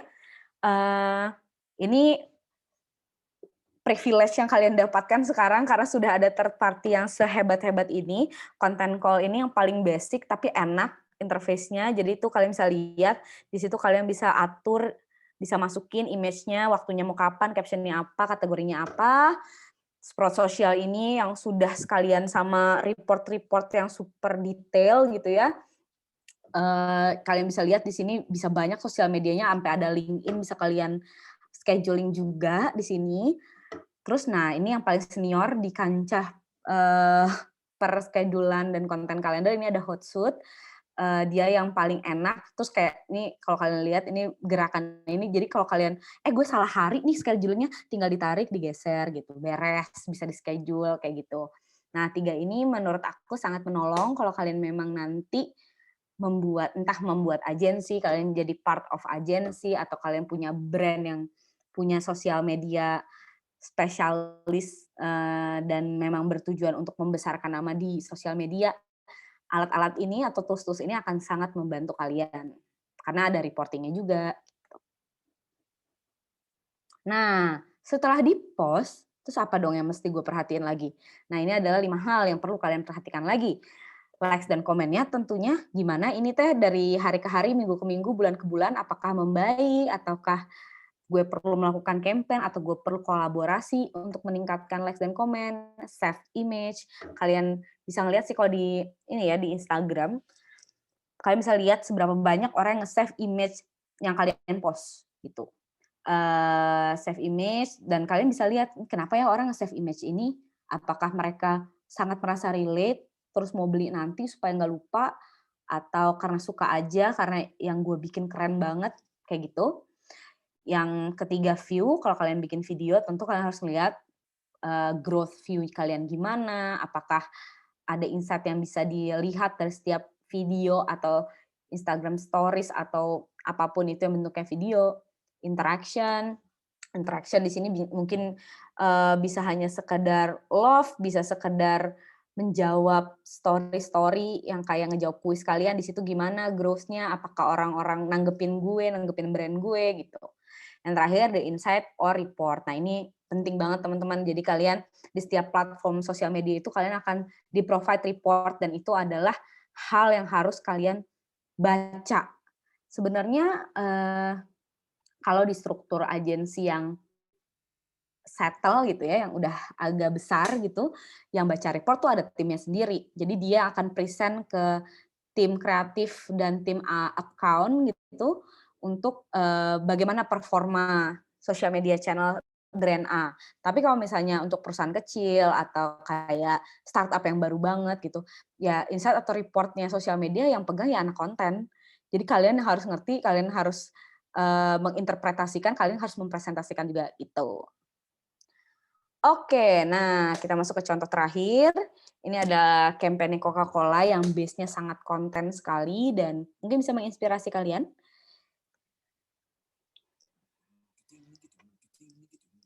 There is a simple science behind happiness. When you create a unit of happiness for someone, an increase of happiness is experienced by both participants, leading to ever greater measures of happiness. Introduce this chain reaction to a network of recipients, and the effects become exponential. As a brand dedicated to making the world a happier place, for their 100th birthday, Coca-Cola applied this science to somewhere that isn't always so cheerful: social media. We wanted to find the people creating happiness online and encourage them to make more of it. We began by using custom-built listening software to analyze what was making South Africans happy. We then categorized all our findings into data sets.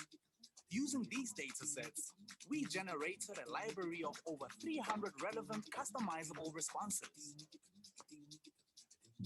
We checked our database of hashtags and surprised the happy makers with bespoke Coke messages.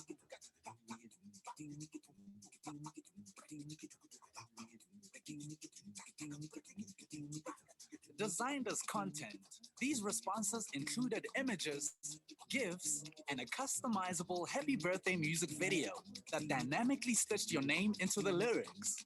Hey, Adrian, a little bit tweeted that it's your birthday, so we wrote you the song.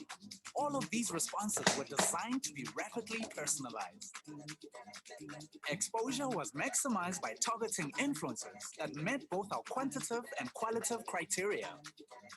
In the 3-month lifespan of our campaign, we had a social reach of over 22 million, a retweet rate of over 70%, augmented our fan bases exponentially, and increased the average person on social media's exposure to happiness by 200%, all proving that happiness is a science. Nah, oke, itu adalah kampanye Coca-Cola. Well, it's Coca-Cola, they have the money, they have the tools, they have the assets. Tapi secara ide ini sangat fresh ya, jadi mereka benar-benar customize happiness for everyone gitu. Jadi kalau kalian nge-tweet pakai hashtag itu dan sedang birthday atau lagi mau apa gitu, ya Coca-Cola membuatkan konten spesial untuk kalian gitu. Dan akhirnya engagementnya luar biasa tinggi.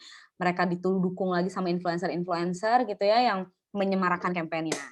Nah seperti itu, dari konten aja, like they don't do kontes, dia nggak bagi-bagi hadiah, uang atau produk, mereka cuman berbagi konten yang bisa di-customize aja, tapi bisa se-powerful itu dan amplification-nya itu besar untuk brand-nya di sosial media. Seperti itu teman-teman, dan sudah selesai. Terima kasih. Ada pertanyaan? Baik, terima kasih Bu Sayu untuk sharing-nya ya, sangat inspiring, kemudian juga sangat lengkap tadi ya dari berbagai macam contoh bagaimana konten-konten itu bisa sangat powerful ya, apalagi di era digital. Kita terpapar dengan konten, bisa jadi konten itu jadi landasan bagi kita untuk melakukan proses pembelian atau untuk mengetahui sebuah merek. Maka dari itu konten ini perlu untuk dikelola dengan bijak berarti ya Bu Sayu ya. Ya, betul. Betul banget, Pak. Ya, oke, baik. Silakan teman-teman jika ada pertanyaan ya, karena tadi dari sekian banyak contoh, kemudian juga sekian banyak tips and trick ketika membuat konten, pastinya teman-teman ada yang mungkin ingin tahu lebih lanjut atau ada yang penasaran gitu ya, kira-kira bagaimana sih cara mengelola konten atau jenis-jenis konten apa sih yang lagi hype dan lain sebagainya, silakan. Boleh teman-teman tanyakan langsung ke Bu Sayu. Ya, teman-teman silakan langsung ya. Hening sejenak biasanya. Ada yang Saya mau bertanya, Bu. Oh ya, boleh. Firnas, gimana? Kan tadi campaign-campaign yang Ibu tunjukin itu kan dari brand-brand besar semua. Nah, kalau misalnya dari brand kecil, untuk membuat campaign itu harus nggak sih? Dan kalau harus, apa sih yang harus dimaksimalin dari campaign itu? Kan yang jelas kalau brand kecil nggak punya uang sebanyak brand-brand besar tadi gitu. Jadi selain dari idenya apa dimaksimalin gitu? Oke. Tadi ada satu brand yang nggak gede sih yang di awal ya, yang dia brand lokalnya Inggris, itu brand kecil untuk ukuran Inggris, itu brand kecil banget karena dia lokal punya. Sebenarnya kalau misalnya campaign itu perlu atau enggak, kalian mau ngapain dulu sebenarnya. Kalau kalian tujuannya adalah memperkenalkan brand baru, tentu kalian harus campaign. Karena campaign itu bisa macam-macam sih. Kalau misalnya kalian memang dirasa budget kita minimal, oh ya udah berarti mainnya di ads aja. Kalian berarti harus crafting kontennya yang edan gitu. Kayak berarti lo harus punya content writer dan desain grafik yang oke aja. Tapi habis itu ya ads aja. Itu nggak apa-apa. Yang penting sosial media kalian keisi, terus kalian punya budget ads, let's say 500.000, ya udah pakai aja segitu. Tapi di dalam sosial media kalian itu kalian aktif, kalian bikin gambar, bikin video, kalian produksi konten yang oke kayak gitu. Kalau kalian punya budget lebih lagi, kalian hire-nya berarti pakai influencer yang kecil-kecil aja, yang followersnya paling 10.000, 5.000 gitu, tapi banyak. Itu jauh lebih efektif daripada kalian pakai yang Aukarin, kalian pakai Rahel V-nya, tapi cuma satu doang. Enggak, mendingan kalau kalian brand baru, mendingan kalian pakai yang kecil-kecil aja dulu. Tapi yang memang di ranah produk kalian dia didengar gitu. Ya misalnya kalau kamu bisnisnya bikin apron gitu ya, berarti kali kalau kamu di Bandung ya chef-chef cafe aja gitu, tapi yang emang didengar gitu sama orang kayak gitu. Jadi kalau misalnya campaign tuh perlu apa enggak, tergantung tujuan kamu apa. Tapi untuk membuat brand kamu hype atau diketahui orang, biasanya memang strateginya adalah campaign. Lebih kerennya lagi memang kamu punya satu isu yang fokus dan kamu menggadangkan itu. Caranya ya bisa dengan ads. Ads-nya nggak usah terlalu besar, yang penting kontennya bagus. Berarti kamu harus punya tim yang oke, adalah desain grafis dan sosial media konten. Sama kalau misalnya ada budget sedikit lagi, hire beberapa small influencer aja gitu supaya gaung. Yang penting gaung aja. Kayak gitu sih. Ibu. Oke. Silakan teman-teman yang lain boleh disambung pertanyaannya. Kalau ada yang penasaran misalkan, ya sepertinya ada teman-teman. Ada yang mau bertanya? Saya mau nanya, Bu. Ya, silakan, Trivan. Ini kan kayak yang seperti yang kemarin saya cari tahu, kayak lagi banyak untuk tawaran job atau internship tentang sosial media manajemen atau bahkan si sosial media sebagai seorang sosial media manager. Nah, tadi itu kan Ibu jelasin yang buat si sosial media kalender. Nah, itu tuh apakah job utamanya atau ada ranah lain yang bisa dikerjain sama si sosial media manager gitu, Bu? Oke, bagus pertanyaannya. Sosial media kalender itu justru hal yang paling utama yang harus kamu ngerti ketika kamu terbesit untuk menjadi internship atau kamu menjadi ya job biasa gitu ya, maksudnya bukan internship. Itu adalah hal yang harus kamu pahami banget justru, karena biasanya mereka expect tidak banyak mengajarkan kamu soal itu. Jadi kalau misalnya kamu memang tertarik dengan lowongan-lowongan itu, basic knowledge yang harus kamu tahu adalah bagaimana cara ideation yang bagus, terus membacalah, maksudnya bikinlah konten yang baik gitu. Dan ketiga adalah sosial media konten kalender itu. Kamu harus apik dalam mengurus itu, karena kalau itu berantakan, jangankan bos kamunya aja pasti juga keriuhan ngurusin akun dan postingan-postingan sosial media kamu sendiri gitu. Jadi kalau misalnya ditanya ada kerjaan lain, ada pasti, tapi yang utamanya justru sosial media konten kalender itu dan isinya. Gitu. Oke, makasih, Bu. Yuk, sama-sama. Ada lagi?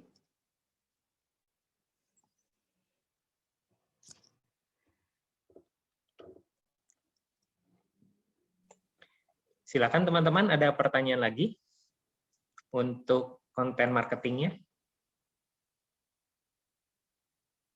Oke, sambil nunggu teman-teman yang lain, saya mau bertanya, Bu Sayu. Nah, kalau seandainya beberapa waktu yang lalu ya, ini kita berbicara kampanye, misalkan personal branding atau lain sebagainya, ada misalkan kampanye yang mengangkat seseorang gitu ya, misalkan saya ambil contoh Nur Fatia gitu ya. Nah, Nur Fatia ini adalah seorang mahasiswa yang ada di daerah apa, biasanya daerah-daerahnya itu daerah yang pesisir gitu ya, atau yang ada di pelosok gitu. Kemudian konten-konten ini dalam tanda kutip gitu ya, mengandung bawang gitu ya, biasanya berisi inspirasi dan lain sebagainya, tapi di terakhir-terakhir itu biasanya ada pesan sponsor gitu ya, entah itu untuk donate atau dan lain sebagainya.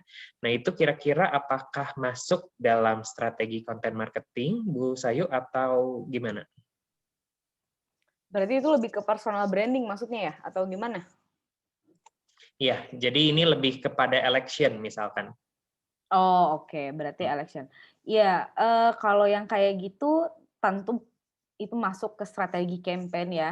Kalau misalnya kalian sudah ngomongin soal branding personality gitu ya, kalian harus kayak curious dan curiga in so many ways aja gitu, karena udah pasti itu tujuannya adalah membentuk perspektif gitu. Jadi kayak misalnya si Nur Fatia itu, aku menolong ibu-ibu di pinggir pantai, lalalala, terus kayak ayo bantu donasi. Terus habis itu postingannya pasti dukung saya jadi caleg kayak gitu. Nah itu pasti masuk ke dalam strategi politiknya. Karena saya pernah bantuin juga orang yang branding untuk politik gitu ya. Ya memang kayak mind blowing, itu lebih mind blowing daripada branding gitu. Kayak ini tuh gue nipu nggak ya gitu. Pasti akan ada yang kayak gitu-gitunya. Karena itu udah soal membentuk perspektif orang lain terhadap seseorang gitu. Berarti kan value orang itu yang dijadiin highlight gitu. Dan kadang itu nggak benar gitu. Tapi kita kayak harus membuat orang percaya kalau iya itu, ya itu dia gitu. Jadi kalau misalnya itu dibilang strategi, tentu itu strategi. Oke, baik. Terima kasih Bu Sayu. Ya, jadi memang marketing ini bukan hanya bisa dipakai untuk mempromosikan produk atau jasa ya, ternyata Bu Sayu ya, tapi juga untuk personal branding, untuk kepentingan-kepentingan masyarakat pun, misalkan seperti 3M ya, Bu Sayu ya, bagaimana meminta orang untuk stay di rumah, menjaga jarak, mengenakan masker, mencuci tangan, itu juga termasuk marketing berarti ya, Bu Sayu? Ya, betul. Itu dari ini public ya, dari maksudnya secara kategori itu berarti pemasaran publik gitu. Maksudnya mereka ingin menjaring masyarakat gitu ya. Iya sih, itu masuk ke marketing. Oke, nah mungkin Bu Sayu, mungkin ada teman-teman yang mau bertanya dulu sebelum saya melanjutkan pertanyaannya, silakan. Kevin, Raka, ada pertanyaan?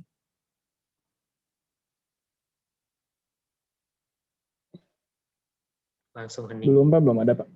Oke. Belum ada Pak. Oke, baik.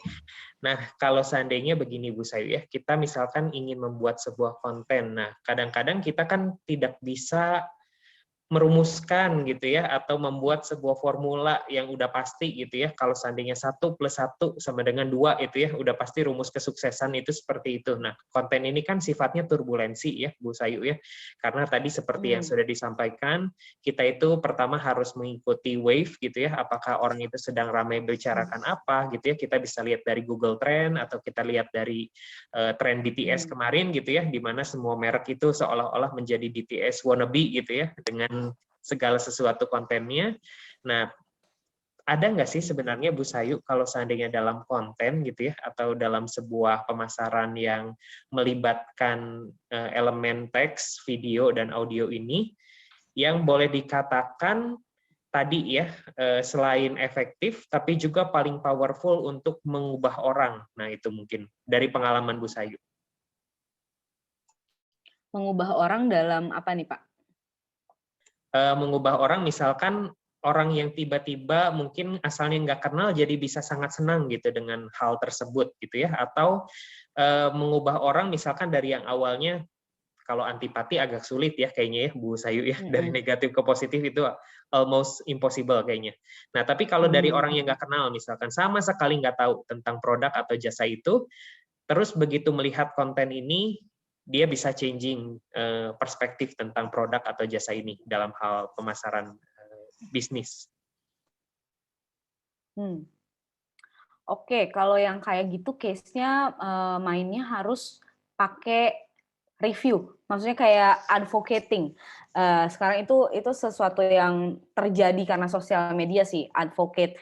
Jadi kalau misalnya brand kita, misalnya saya tahu brand apa ya, sebuah brand fashion gitu ya, terus Pak Daniel nggak tahu sama sekali gitu, tapi akhirnya di sosial medianya dia pakai ads karena Pak Daniel misalnya di sosial media temenan sama saya, dan akhirnya algoritma itu nyampe ke Pak Daniel dan isinya adalah review, itu akan lebih mungkin gitu ketika orang yang nggak kenal jadi mau tahu, apalagi kalau reviewnya itu relate, misalnya dia nge-post dari influencer yang Pak Daniel juga suka, ya kayak gitu. Jadi dari situ orang bisa itu yang bisa triggering. Jadi word of mouth, advocating itu adalah orang-orang yang membela brand tersebut atau orang-orang yang mereview dengan baik brand tersebut kayak gitu. Ini juga terjadi sama gamers, biasanya mereka nge-review sebuah game, nge-review sebuah konsol kayak gitu. Nah, itu dipakai untuk sama orang-orang atau sama brand itu untuk mendekatkan lagi audiens yang lebih luas, audiens yang mungkin nggak tahu, tapi taunya si influencernya, tapi taunya si orang yang nge-review kayak gitu. Kayak gitu sih biasanya strateginya, jadi lebih ke menggunakan review, menggunakan advocators itu. Oke, berarti Bu Sayu kita memainkan logika dan emosi ya dengan konten tersebut ya, dari orang yang nggak secara langsung berarti ya terpapar dari konten itu yang diposting oleh orang yang misalkan follow kita atau orang yang mengikuti kita di akun tertentu seperti itu ya. Betul. Karena algoritma itu semakin canggih aja sih, jadi kayak dia ngebacanya bisa kemana-mana sih. Oke, berarti Bu Sayu kalau seandainya saya ambil contoh gitu ya, misalkan saya follow Makvin gitu ya di Instagram, kemudian Makvin cerita gitu ya ketika lagi jalan-jalan, kemudian dapat tempat makan gitu ya, sharing di IG story, biasanya kan gitu ya trennya sekarang.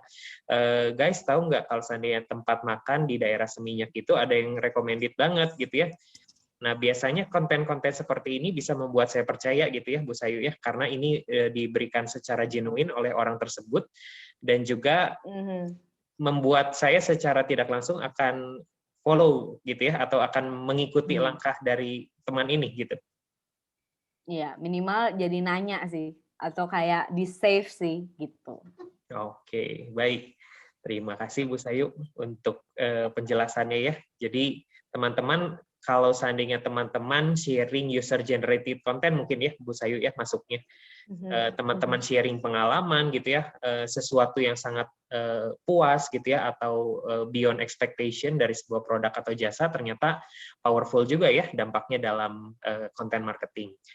Oke, silakan teman-teman jika ada pertanyaan. Dari Febiana mungkin mau bertanya, silakan.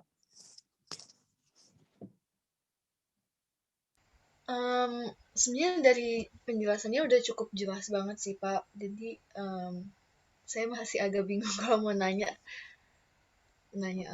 belum kepikiran mau nanya apa sih Pak. Oke, soalnya tadi di kelas sebelumnya Febiana nanya ya. Oke, siapa tahu kepikiran ya, apakah kita mau menjadi follower atau kita mau menjadi leader ya. Tadi kalau nggak salah pertanyaannya gitu ya, Bu Syayu ya. Untuk yang wave itu. Nah, mungkin Febiana mau nanya yang lain dari hal itu?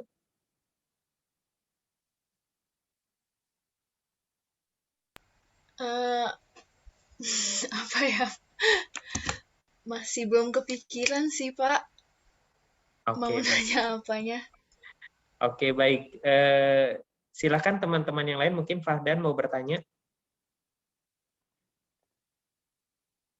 Kita cukupkan 9 menit lagi ya, Bu Sayu ya, untuk kelas ini.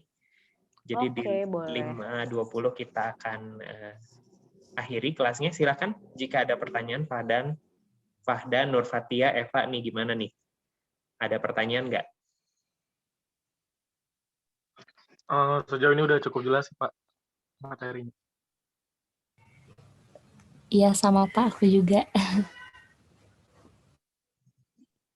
Sama Pak, dari saya juga udah jelas.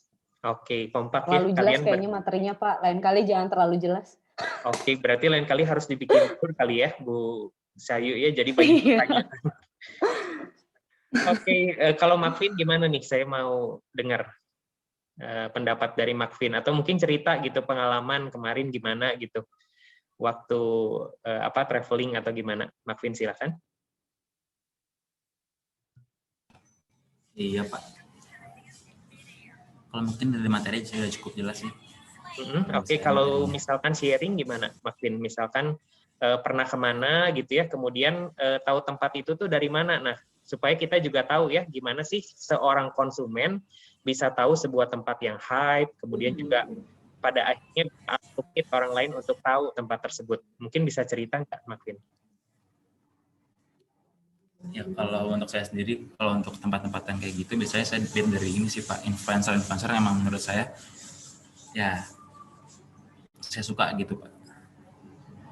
Biasanya kalau misalkan tempat-tempat yang ada di Bali, kadang saya juga mendapatkan rekomendasi tempat itu dari mereka, dari tempat-tempat yang mereka sering story atau mereka post. Biasanya dari situ sih Pak. Segitu aja mungkin. Oke, ternyata mendengarkan pengalaman atau sharing dari influencer sekarang ampuh ya Bu Sayu ya berarti ya. Iya, Berarti kata-kata benar. mereka tuh didengar Emang gitu ya. word of mouth ya, betul. Pengalaman pribadi, maksudnya kepercayaan kita, nggak kita sih, generasi di bawahnya kita lah ya, terhadap influencer dan apa yang mereka katakan di platform mereka, itu impactful banget ternyata. They can like change their mind like this gitu ya, karena Kinan Pierce pakai ini gitu. Jadi bisa banget itu terjadi karena Aukarin pergi ke NTT, jadi gue harus ke NTT, itu bisa banget terjadi juga soalnya. Jadi ya memang word of mouth itu luar biasa, apalagi kalau dari yang memang pemilik platform besar sih. Oke ya, jadi memang pemilik platform besar, kemudian juga kalau orang tersebut memang dipercaya berarti ada kaitannya juga dengan personal branding ya, Bu Sayu ya. Kalau influencer itu memang harus satu resonansi gitu ya dengan sebuah merek supaya mereka itu bisa klik gitu ya ketika mengatakan sesuatu itu saling mendukung dan memperkuat satu sama lain mungkin gitu ya. Iya, bisa terkait dengan satu brand atau mereka memang fokus sama sebuah isu gitu ya, kayak ya misalnya follow-nya traveler ya, berarti mereka akan percaya banget tuh kalau ada rekomendasi-rekomendasi tempat atau makan. Kalau dari influencer yang bidangnya fashion ya mereka akan percaya sama barang-barang yang dipakai. Kalau beauty ya mereka akan percaya gitu. Oke, baik. Terima kasih Bu Sayu dan terima kasih Mas Kevin ya tadi untuk ceritanya. Kevin silakan sepertinya ingin bertanya, boleh. Ya boleh Pak, masih boleh Pak terakhir. Iya boleh. Mau nanya ke Bu Sayu. Bu Sayu kan kalau nggak salah pernah di digital agency ya. Sebenarnya ini lebih nggak ke materi sih Bu, lebih ke penasaran aja. Kalau di digital agency kan berarti jembatan antara brand sama ke KOL gitu ya Bu ya. Saya pengen tahu kalau misalnya let's say sekarang kan banyak banget content creator nih yang istilahnya bukan punya pekerjaannya sebagai content creator gitu, bukan orang-orang yang let's say main sinetron terus followernya banyak, enggak, yang memang bikin konten. Saya pengen tahu aja Bu, kira-kira dari orang-orang yang kira-kira content creator yang bisa dibilang omni channel gitu, dia punya konten di YouTube, bisa di Instagram, di TikTok, itu banyak. Kalau diakumulasiin followersnya mungkin let's say bisa 1 juta gitu semuanya, let's say 1 M.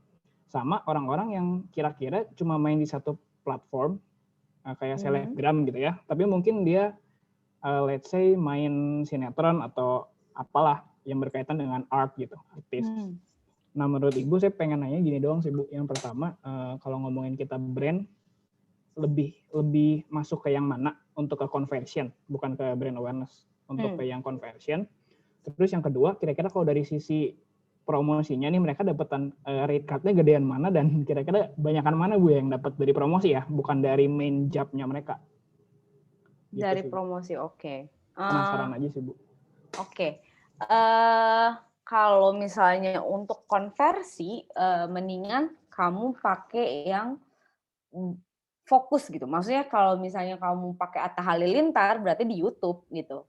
Mendingan kayak gitu. Maksudnya lebih lebih efektif, dan memang setelah beberapa brand yang melakukan omni channel itu atau dengan memakai ya memang kalau misalnya Instagram ya gue pakainya Aukarin gitu. Kalau misalnya gue mau pakai di Twitter ya gue pakainya let's say siapa ya yang berisik banget di Twitter. Ya pokoknya ya pakai yang memang ahlinya Twitter gitu. Memang lebih baik seperti itu karena itu akan lebih ke credibility. Kalau misalnya kamu pakai yang omni channel, itu memang akan dapatnya awareness yang akan sangat banyak banget dapat awareness-nya. Mereka juga, karena ketika kamu mau pakai OL nih, kamu akan ngomong, gue mau di YouTube KPI-nya ini, di Instagram gue mau KPI-nya ini, kayak gitu. Jadi nggak bisa disatuin gitu. Better kamu sebagai brand, kamu harus detail ke mereka. Jadi mereka bisa menyanggupi atau enggak. Kenapa saya bilang mendingan yang fokus ke channel-channel tertentu, karena KPI-nya akan sangat spesifik gitu jadinya. Kalau kamu mau conversion mendingan yang gampang banget di-track ya tentu aja Instagram ya gitu. Atau kamu kalau mau bikin spesifik link ya berarti kamu bisa juga pakai di YouTube. Tapi ya apa KPI yang mau kamu set dulu gitu. Kalau misalnya KPI-nya memang gue maunya banyaknya save image, gue maunya banyaknya share post, ya itu mendingan di sosial media Instagram dan memang beneran influencer Instagram gitu. Makanya tadi saya bilang mendingan kamu juga nge-hire aja yang kecil-kecil, tapi mereka memang punya market, mereka punya kekuatan di situ, mereka punya suara di platform-platform itu gitu. Akan lebih baik seperti itu. Cuman kan memang ada juga yang nggak mau ribet, ya udah gue sikat aja lah nih 1 orang, tapi gue dapat exposure-nya gila-gilaan, tapi nggak ke conversion biasanya. Gitu. Terus tadi apa? Kalau misalnya soal loyalty ya, lebih gede mana? Sebenarnya kalau misalnya influencer ini kalau dari promosi gede banget dapatnya. Apalagi kalau misalnya udah yang ratus ribu, 500 ke atas itu dapatnya gede banget. Dan kalau misalnya mau siapa yang dapat lebih banyak, multi channel influencer itu pasti akan selalu dapat lebih banyak. Itulah kenapa mereka nggak akan berhenti di satu platform. Karena mereka tahu we need to do more and more to gain more and more gitu. Jadi kalau misalnya ditanya secara loyalty gimana, loyalty influencer yang punya multi channel tentu akan lebih besar. Tapi kalau untuk brand sendiri mana yang lebih efektif, yang fokus pada 1 atau 2 platform aja. Kayak gitu sih. Oke Bu, makasih Bu. Ya, sama-sama. Oke, silakan teman-teman pertanyaan terakhir sebelum kita akan tutup kelasnya. Ezra, silakan. Ya Pak, mau nanya ini Pak, kalau misalnya kita baru bikin brand nih Pak, terus kan masih kecil gitu ya Pak, belum ada, kalau dijual online juga masih belum ada ulasan gitu-gitu. Nah, cara buat dapetin traffic, terus cara ngenalin brand kecil kita ini ke masyarakat itu gimana sih? Paling maksudnya bukan cara paling ampuh ya, cuman cara terbaik lah gitu untuk sejauh ini. Makasih. Oke, Bu Sayu aja yang jawab ya. Saya langsung lempar aja deh ke Bu Sayu. Kalau brand kecil dan belum ada yang review, berarti satu-satunya cara adalah kamu mengisi sosial media kamu dan kamu melakukan ads. Itu. Dan ads itu kamu bikin 2, yang lempar ke sosial media akun kamu, satu lagi yang lempar langsung ke platform penjualan. Dan itu memang akan lebih efektif karena jadi orang kesasar ke 2 platform kamu itu gitu. Dan ya it's okay, nggak ada yang belum ada yang review, tapi kamu sasar orang-orang ini dengan ads dan langsung diarahkan ke channel-channel utama kamu. Dan yang paling penting adalah kalau kamu sampai melakukan ini, sosial media kamu itu harus trustworthy. Maksudnya kamu ngisi kontennya, story-nya ada, profilnya jelas gitu. Dan e-commerce kamu atau website kamu terisi dengan benar juga. Kalaupun kamu mau ngelempar ke landing page itu harus terisi dengan benar. Misalnya di situ ada formulir, di situ ada keterangan produk, di situ ada WhatsApp yang bisa dihubungin, kayak gitu. Paling caranya itu sih, kamu mengisi sosial media kamu dengan baik dan buatlah 2 iklan. Nggak usah yang kayak langsung 2 juta, 5 juta, nggak usah. Kecil aja karena kamu akan dapat traffic-nya pasti itu. Dan orang akan lebih ketika masuk ke e-commerce dan mencari tahu ke sosial media, konversi mereka akan jauh lebih besar. Makasih Bu. Oke, sama-sama. Oke, baik. Terima kasih teman-teman untuk pertanyaannya, dan karena waktu juga ya Bu Sayu, untuk kelasnya kita harus akhiri sampai di sini. Nah, untuk itu sebelum kita akhiri kelasnya, saya ucapkan dulu terima kasih kepada Bu Sayu ya yang sudah sharing selama kurang lebih 1,5 jam lebih ya tadi dalam perkuliahan ini, di mana pemasaran konten ini jadi begitu terlihat menarik ya tadi dengan berbagai macam contoh, kemudian juga inspirasi dan juga tips and trick. Nah, teman-teman harapannya bisa menerapkan ini ketika nanti berkarir dalam bidang agensi periklanan ataupun sosial media spesialis tadi ya, khususnya bagi teman-teman yang tertarik. Oke, sebelum kelasnya kita tutup, teman-teman mari kita foto bersama dulu. Silakan. Untuk Nanda mungkin boleh dipandu untuk sesi foto ini, silakan.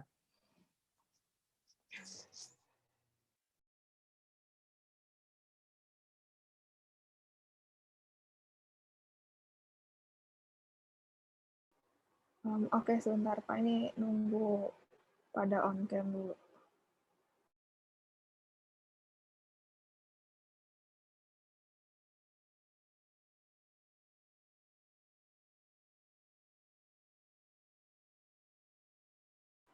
Oke, ini aku mulai slide pertama dulu ya. 1, 2, 3. Oke, bentar. Sekarang slide kedua. 1, 2, 3. Udah, Pak. Oke, baik. Terima kasih Nanda untuk sesi fotonya ya. Terima kasih sekali lagi Bu Sayu ya untuk kolaborasi dan juga sharingnya selama proses perkuliahan komunikasi pemasaran terpadu ini. Harapannya kita bisa terus berkolaborasi dalam mata kuliah berikutnya ya, karena ini sudah berada di akhir dalam perkuliahan ini. Oke, baik teman-teman, untuk minggu depan kita masih akan tetap ada kuliah untuk mata kuliah ini, jadi teman-teman silakan tetap hadir dan juga sampai bertemu di minggu depan tentunya ya. Oke, mungkin itu saja teman-teman. Selamat sore, selamat beraktivitas, dan sampai bertemu minggu depan. Terima kasih.